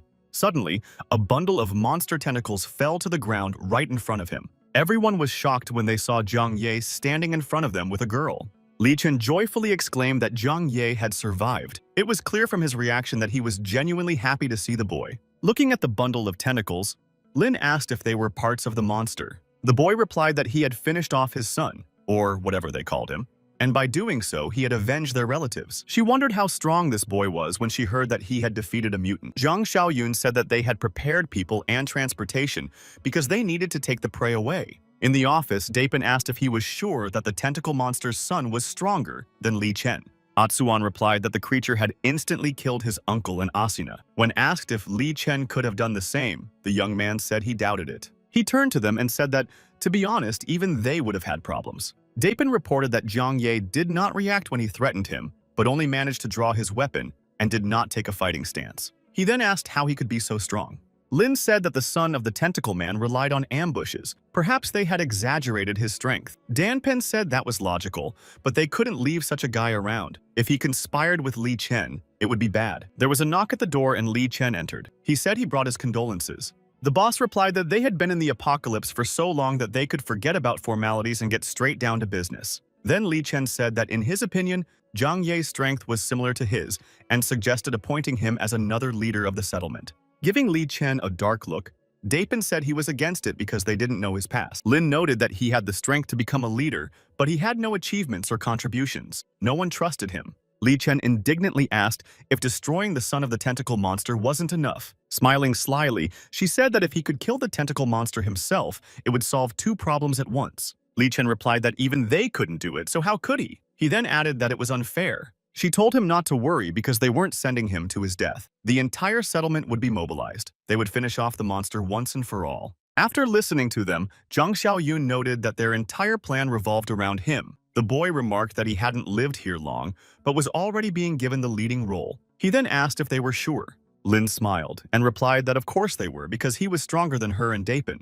In support of her words, Dapin announced that he would become the third leader if this mission was successful. Then, turning to Li Chen, Dapin said that Jiang Ye had surpassed him in strength and asked if he had any objections to his appointment. He replied that he had no objection. Then Dapin said that in that case, they would set out in 2 days. The young man smiled and thought to himself that it was such a generous offer and that he was very touched, but he had the eye of mind. Using his mind's eye, the young man saw evil emoticons above the leaders' heads. Although Li Chen's emoticon was not like that. It was already late at night when a signal came through the radio in Jiang Xiaoyun's fortress. Upon receiving the signal, Xiao Kai ran out of the room and reported that Xiao Yun was calling them on the radio. Captain Li asked the boy how everything was going. The boy emphasized that they should listen carefully. The guy said that the day after tomorrow morning they should go to the suburban park in the south. They had to bring Chong and other strong fighters. Jiang Xiaoyun said that they would get rid of the threat in the southern part of the city once and for all. Li Hongli said that Shen Bo was too old for such a risky mission, so they would not take him. He emphasized that they needed him here. Shen Bo agreed but asked them to be careful. After all, the task was clearly more difficult than the previous ones. Captain Li said that Zhang Qi, Xiao Kai, Shan Shan, Ji Xuan, Liu Chao, Chen Ji, and Chen Chong would go with him. After listening to their conversation, little Xiao Shuai ran up to them and shouted that he would go too. His mother said that this was a battle for adults and asked why he wanted to get involved. Xiao Shuai replied that he was no longer a child, but a man. Song told her to relax because the boy was strong enough. Not only against zombies, even in the main team he was not considered weak. Captain Li confirmed this and added that it would be better for the boy to gain experience. He promised to keep an eye on him. As planned, they drove up to a suburban park in the south of the city in several cars. Getting out of the car, Dapin said they had arrived. The guy asked how they were going to lure him out. The boss told him not to rush because they had a plan. Looking around, the young man saw a small glint on the roof of a high-rise building. It was the glint of binoculars through which Captain Li was observing the situation at the park entrance. Shan Shan asked Captain Li if he could see everything clearly or if they needed to get closer. He replied that Xiao Yun had told them not to approach the park before the appointed time. Captain Li ordered them to prepare ropes. They would strike from the flank when everything started. Lin called the boy who had come with them, and he immediately approached. The boy asked what she wanted. She told him to go to the park. The boy asked in a frightened voice if he hadn't been brought there to carry things. Hearing what she said to the boy, Li Chen turned to Lin and asked what was going on. She replied that the woman was constantly muttering about her son. They were going to give him her son. Lin told him not to worry, because they would finish off the tentacled creature when it appeared. The boy would not be harmed. Realizing what he was being sent to do, the boy said anxiously that he didn't want to be bait. Lifting the boy by his clothes, Dapin shouted at him to obey before he finished him off himself. After that, the irritated Dapin simply threw the boy into the grounds of a suburban park. Falling on the park alley, the boy groaned in pain and began to call for help. Noticing that some commotion had begun at the park entrance, Captain Li reported that everything had started. They began to quietly climb down ropes from the other side of the high-rise building so as not to be noticed. A terrifying voice called out for his son, and immediately behind the boy, a tentacled mutant landed. The boy cried out that he didn't want to die. Seeing that he had appeared, Li Chen said that the plan had worked and that they had to save the boy. He was about to rush to help, but she grabbed his arm and said that he had promised not to steal Jiang Ye's credit. Jiang Xiaoyun smiled at this remark and responded ironically to her words. In an instant, he rushed forward and ran toward the boy to snatch him from the monster's clutches. Grabbing the boy by his clothes, Jiang Xiaoyun threw him hard toward the park exit. At the entrance, Li Chen picked up the boy and pulled him to safety. Grabbing the boy with his tentacles, he looked him in the eyes and told him to return his son. Li Chen shouted to Jiang Ye to hold on and wanted to run to help, but his bosses wouldn't let him. He asked them what they were doing and said that if they didn't help him, the boy would die. Then she smiled and said that this was exactly what would happen to the boy. Lin said that she thought the boy could fight him on equal terms, but he would be the next worthless victim. After her words, Li Chen said that it seemed they had set it all up and asked why. Jiang Ye shouted that he would explain why they needed to kill him. The guy said he knew their secret. It was eating human flesh. The order to open fire was given, and they started shooting at them. Dapin shouted that it was an ambush. Lin asked who else was there. A team of 4 people began shooting at the steel factory bosses with firearms. A second team, along with Chen Chong, ran to help Jiang Xiaoyun with Molotov cocktails. Swinging a Molotov cocktail bottle, Xiao Shuai shouted that they had come to help Uncle Xiaoyun. The boy threw the bottle and its contents directly at the monster, but it was broken by its tentacles before it reached its target. The tentacled mutant stopped and looked closely at the boy who had thrown the flammable mixture at him. Looking at the little boy, he called him his son again in an uncertain voice. Stopping, Zhao Shuai cursed and said that this monster was damn strong. Hearing that the boy had used profanity in his speech, the tentacled monster shouted at him to stop swearing. Zhang Qi told them to be careful because this was no ordinary zombie and asked Chen Chong to be more cautious. Chen Chong quickly dodged the tentacles with which the monster was trying to grab him. Hiding from the bullets behind the trees, A-chan asked what was going on. Was this another mutant? Seeing that he was fighting the tentacled mutant, Lin asked in surprise if he was fighting on the side of humans. Approaching the tentacled mutant, Chen Chong let it wrap its tentacles around him. Then, with one swift movement, Chen Chong tore apart the tentacles that were holding him. But as soon as he tore one tentacle, the mutant attacked him with the others. Chen Chong managed to cover himself from the blow and stay on his feet. Although he remained standing, the blow was powerful and threw him a long way back. Zhang Xiaoyun laughed and remarked that Chen Chong had finally found a worthy opponent. Dapin muttered through clenched teeth that this idiot was managing to joke even in such a situation. Atsan shouted that the boy had torn the tentacles to pieces, but that was part of the main body. Then he said that the kid had called Zhang Xiaoyun by his name. Dapin asked what that meant. He said that Asen had mentioned that the leader of the fortress in Chen City was named Jiang Xiaoyun. Lin confirmed this. Then an angry Dapin cursed and said that the little shit had outsmarted them. Looking at the guys who had set up the ambush, Lin muttered through clenched teeth that they seemed to be the main forces of that fortress. She noted that the stronger guys could match Li Chen, but their weapons were more powerful. Lin said that the main problem was Zhang Ye, or Zhang Xiaoyong, if that was his real name. She added that they also had a mutant who was on the same level as Tentacle. After assessing the situation, she said that victory was not guaranteed. The losses would be terrible regardless of the outcome. Aquan asked what they would do. She shouted that she had an idea and ordered Dapin to distract them and cover her. Dapin replied that he understood and ran out of his hiding place, throwing an axe at the men. The men from Zhang Xiaoyun's team managed to jump out of the way of the axe, but lost sight of their enemy. The enemies began shooting in different directions to distract them. Captain Li noticed that since they were causing chaos, they must have come up with a plan. While the men shifted their attention to Dapin, she ran out of her hiding place and headed toward the boy. Right in front of little Xiao Shuai, Xiao Kai jumped out and shouted for him to be careful because she was aiming at him. He barely had time to shout a warning before her powerful kick struck him in the head. The blow was so powerful that it threw the boy several meters away from them. As he fell, Xiao Kai shouted that she was strong. She's an evolutionist. She quickly reached Xiao Shuai and reached for his neck to grab it. Lin lifted the boy by his clothes and said that he was caught. Shan Shan shouted that the woman had grabbed Shuai. Gritting his teeth in anger, Xiao Shuai muttered that she didn't even think about taking him hostage. The boy struggled, and she noticed that he was also strong. Then she slapped him in the face. Noticing that the woman had hit the boy, the tentacled mutant shouted the word Xing again.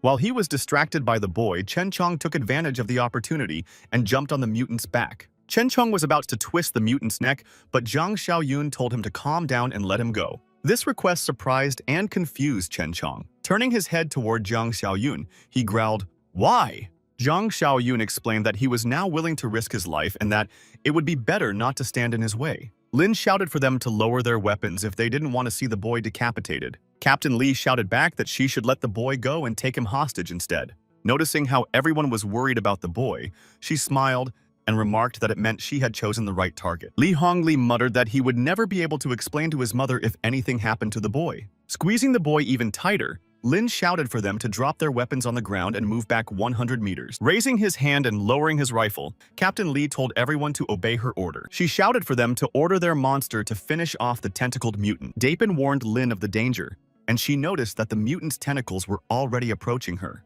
Lin reacted instantly and jumped out of the way, and a second later, a powerful blow struck the spot where she had been standing. With the next blow, the tentacled mutant split Asian's body in two. Landing, Lin asked what had happened. Wasn't the tentacled creature busy?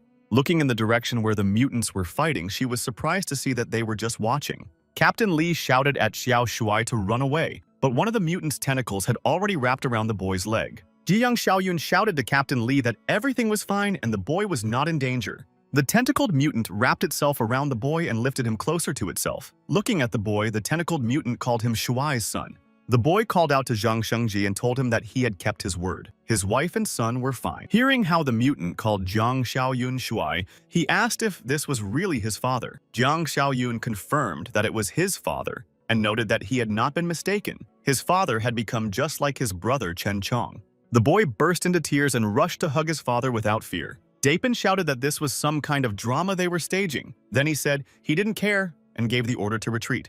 The tentacled mutant's expression changed. He couldn't let someone who wanted to hurt his son go.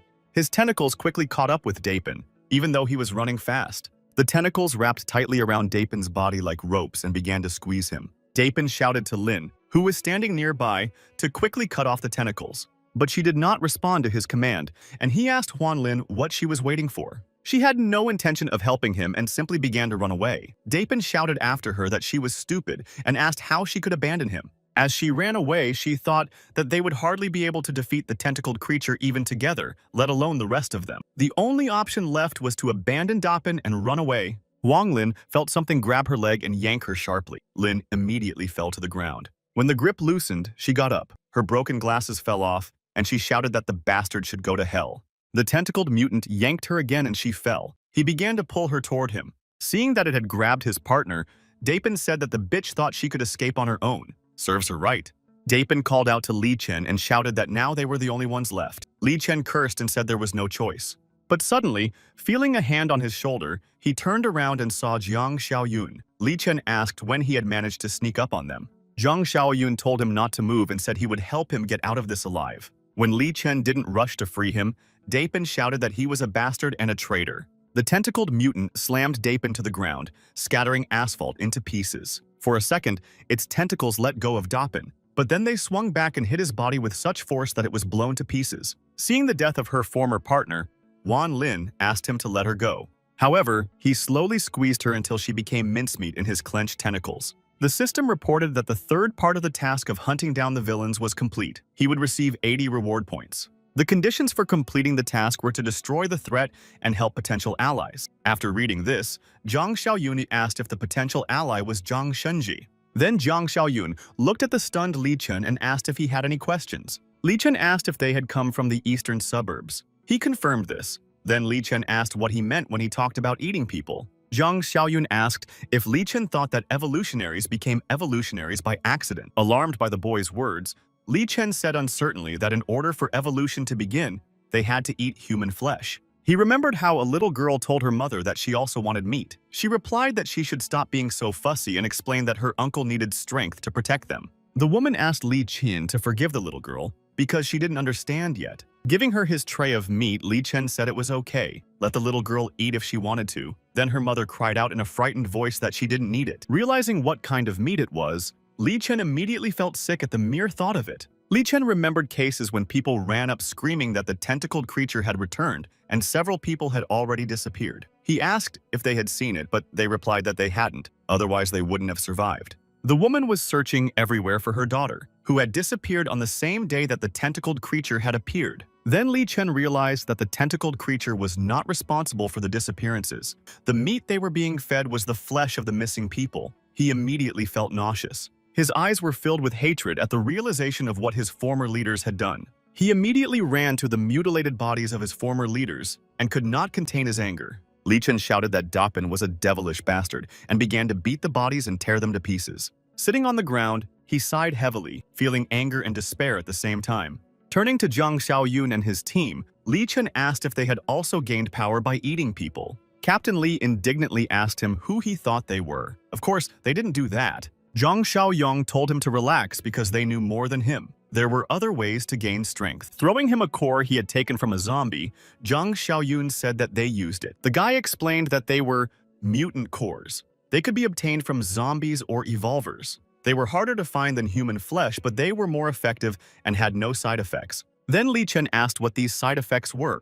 Zhang Xiaoyun said that he should have already noticed them. He said that after Li Chen began his evolution, it probably became more difficult for him to control his emotions, and violence began to stimulate him. Li Chen confirmed his words. Zhang Xiaoyun said that there was no turning back, but the symptoms would not worsen if he stopped eating human flesh. Returning to the tentacled mutant, Zhang Xiaoyun said that now it was their turn and asked if Zhang Shenji could speak. He could not speak in sentences, only single words, so it came out as Brother Jiang, thank you for saving my son. Zhang Xiaoyun shouted, what the hell? Did he decide to play on our emotions? But Zhang Shenji, in a panic, began to repeat the same words. Brother Jiang, brother Sheng.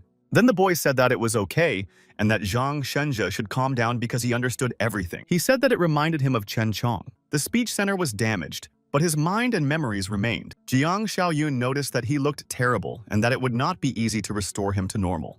Zhang Shengji replied that it was not necessary. He, place, sun, relief. Then Jiang Xiaoyun asked if he understood correctly that he had grown accustomed to the place and was glad that his son was safe. The mutant replied that Brother Jiang was a man of great intellect. Jiang Xiaoyun said that this was called being smart.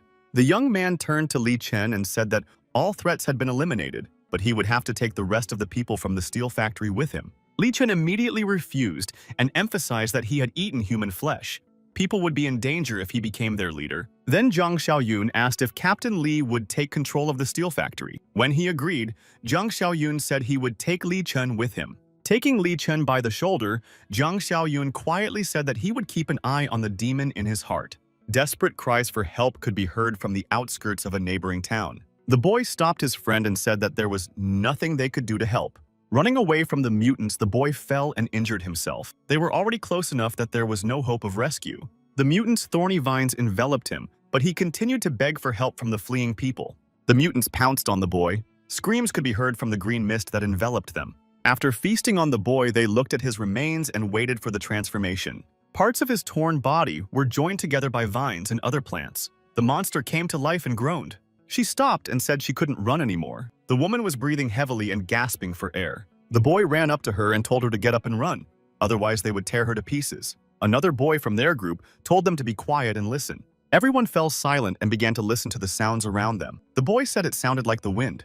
They were delighted when he said that it was definitely the wind and that it meant they were close to the edge of the jungle. Their joy was interrupted by a terrifying cawing sound, which meant they were close. The boy shouted that they had been caught and that they had to run. With no time to lose, they rushed forward. He looked back at the girl and said that they were almost there and couldn't die like this. One of the boys shouted that there was light ahead, so they were at the edge of the jungle. The girl shouted joyfully that they had made it to safety. Relaxing, she didn't notice the vine that was already descending toward her. They shouted at her to watch out, but the plant wrapped around her neck so quickly that she didn't even realize what had happened. A giant predatory plant emerged from the thicket behind the vine and lifted the girl up.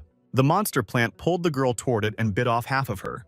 The lower half of the girl's body fell right at the feet of the terrified boys. The boy screamed hysterically that it was his Xiao Tong. Another boy shook him and told him to pull himself together. Hearing the squeaking again, the boy said that the devil take these plants, they were already here. He slapped his friend hard to stop him from crying and come to his senses. Then the boy shouted that Xiao Tong was gone and that he had to pull himself together if he wanted to survive. They ran out into an open area where there were no plants and the fog did not block the light. When they reached the edge of the jungle, the monsters stopped. They looked at the new territory and roared. One of the monsters stepped on the ground and it immediately began to grow green. Then the rest of the monsters followed him, leaving behind trails of thick vegetation on the ground. A group of 4 boys managed to escape from the jungle monsters and reach another city. Stopping at the entrance, one of the boys said that he thought he recognized the place. He said that it was a suburban park near the city of M and exclaimed that they had finally made it. The boy remarked that it seemed strange that there was no one around. Another confirmed this and said that the place looked abandoned. One of them suggested that the nearby towns had probably been evacuated because of what had happened to Town S. He thought he saw something. The guy stopped and pointed in that direction to the others. Noticing a human-like silhouette, the guy asked anxiously what was there. Another shouted that it must be someone else who had survived. Some people had managed to escape earlier. He called out to the guy and asked where the evacuation point was. Zhen Shenjia came out of his hiding place and looked at the guys who had come to the park. Seeing his appearance, the guy started screaming and running away from the park. The tentacled mutant did not chase after them, but simply looked after them. Running out of the park, the boy asked if it was chasing them. Looking back, the other replied that it didn't look like it. The boy asked what was going on. Could there really be monsters outside the jungle? His friend shouted that it was all over and that they were doomed. The other boy asked why the jungle hadn't spread beyond their city. They wanted to think about what to do next when they heard a familiar squeaking sound. They were overtaken by the plant monsters that had followed them from the jungle and had already reached the new city. Looking around, they shouted that the plants had surrounded them on all sides. In despair, the boy sank to the ground and said that they shouldn't have run away. They could have hidden in the jungle for several more months, and his Xiao Tong would still be alive. The monsters approached them, scattering green mist around them. Each of their steps left vegetation on the ground. Putting a knife to his throat, the boy shouted that he would not let himself be torn to pieces. Suddenly, the tentacle of another monster they had encountered in the park flew over his head. To the boy's great surprise, the mutant did not attack him but finished off the monster from the jungle. After protecting the boys from the monsters, it stopped between them. Looking at their stunned faces, Zhang Shunjie asked what was going on. The settlements around his fortress were expanding and being built up with new buildings. Surveying the area from the tower, Zhang Xiaoyun noticed that it was very windy today. The system reported that the Beggar's Utopia task was in progress. A branch had been established at the Saigon Steel Factory, and he would receive 20 points for this. His rating rose to 62. He also received 80 bonus points, giving him a total of 231 points. Looking at the updated items in the system store, the guy exclaimed that there was a third-level Power Awakening box. Choosing the box, he said that he had received physical overload last time and wondered what he would get this time. After buying everything in the store, the guy started opening the boxes. The first one contained an armored jeep. The Dark Technology box contained a potion that increased strength by 30, and in the third-level box was a slave mark. The description said that you had to mark the target with the tag to make it your slave, but the tag was only for one person. The guy thought that Chen Chong and Zhang Shunji were relatively safe, so it would be better to keep it. The system announced that there was a new task. He had to eliminate the threat posed by weeds. The reward was 100 points. The boy asked, in surprise, what threat weeds could possibly pose.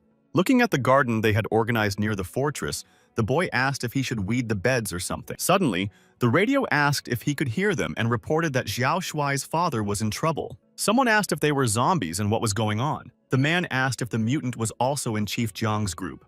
People came out, curiously looking at the mutant who was dragging something and leading people behind him. When he approached the fortress, he immediately heard his son's voice shouting that his father had arrived. Noticing his son running towards him with his wife, Zhang Shunjie exclaimed, "Son and wedding!" Shenbo asked in surprise if he had said wedding. The boy said that he probably meant wife. The mutation had damaged his speech center, so he should be considered a patient with aphasia. Without any fear, she threw herself into her husband's arms and burst into tears. Zhang Xiaoyun approached the creature Shunji had dragged over and broke off a piece. Examining it, he asked if that was it. Zhang Shenzhe began to explain that it was a large dish of stewed meat with vegetables. The young man asked in surprise about the meat with vegetables. The guy exclaimed that he would explain everything now. He said that they had come from the city of S. The city had been swallowed by the jungle. Many people had mutated into plants and looked like these things. Turning a piece over in his fingers, the guy said that they were mutant plants. The new guy said that it seemed dangerous in City M as well.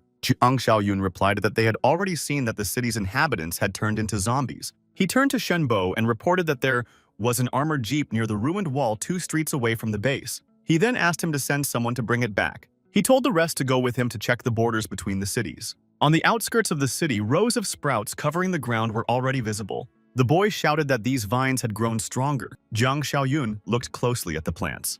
After thinking for a few minutes, Zhang Xiaoyun said that they were going into the jungle. Then the boy shouted that it was very dangerous there and that they had not fled from there to return. Zhang Xiaoyun replied that if they ignored it, the jungle would soon engulf the steel factory. This would disrupt everyday life and production. Looking at Zhang Qi, he said that first, they would deal with another problem. Zhang Qi asked what problem he was talking about. Shan Shan didn't understand his words and looked at him in surprise. He replied that they needed strength to help them deal with crises on their own. Zhang Xiaoyun asked them to bring Captain Li and his team from the steel factory. For now, they would focus on hunting. One of the mutants was enjoying the prey he had caught on the outskirts of the city. Hearing some noises, he looked back and began to peer and listen to the sounds. While his attention was diverted by the sounds near the house, the mutant did not notice a boy sneaking up on him. The mutant fell into their trap and became prey for Zhang Xiaoyun. Using an armored vehicle and firearms, they shot the horde of zombies in the city. Following the team that destroyed the zombies, they cut out the cores from their shot bodies. Someone shouted that these were just zombies again and asked where all the living people had gone. A zombie ran towards him, screaming, ready to attack its found victim. With one swing of his arm, he knocked off part of the zombie's head and howled in dissatisfaction. Sighing, he howled that he was tired of frying zombie meat. Why weren't there at least a couple of people here? The next moment, he smelled something desirable and began to sniff around. After taking a few breaths, he muttered happily that there were survivors here. The boy called out to the one who had finished off the zombie and asked if he was tired of living. He noted that the leader had said not to open the door at this time without permission. He clicked his tongues and asked what difference it made. After all, the leader Jiang and his team had killed almost everyone in the vicinity anyway. Then the boy shouted at him to stop talking nonsense and ordered him to come back. Licking his lips in anticipation of a tasty meal, he said he had never eaten anything like this before. Clean people! Running back to the hiding place, he said that they had weapons, so they needed to hold out for a few days. The mutant whined pitifully that it was driving him crazy. Delicious food was so close. Late in the evening, Jiang Xiaoyun radioed Shenbo to gather everyone in the conference room. When everyone had gathered, Jiang Xiaoyun remarked that the hunting team had done a good job and had gathered a lot in those 3 days. He announced that they would divide the mutant corps between Li Hongli and Zhang Qi. Captain Li asked if he was sure about this decision. After all, he deserved them more than they did. Zhang Qi added that everyone had worked hard and it would be unfair to give everything to them. Jiang Xiaoyun told them not to refuse because there were enough weapons. He emphasized that they needed elite hunters. They were much better than immature evolvers. Song said that Li did not argue and simply took them. At the same time, he asked if Xiaoyun had ever been wrong. After that, Jiang Xiaoyun called Shanshan and told her to go with him right away. They came to Jiang Xiaoyun's room and he told her to close the door behind her. After fixing her hair, Shanshan asked Jiang Xiaoyun what she should do. Everyone was very curious as to why Jiang Xiaoyun had called Shanshan, so they quietly followed them. Listening to the voices behind the door, they heard Jiang Xiaoyun tell her to be patient because it would hurt a little.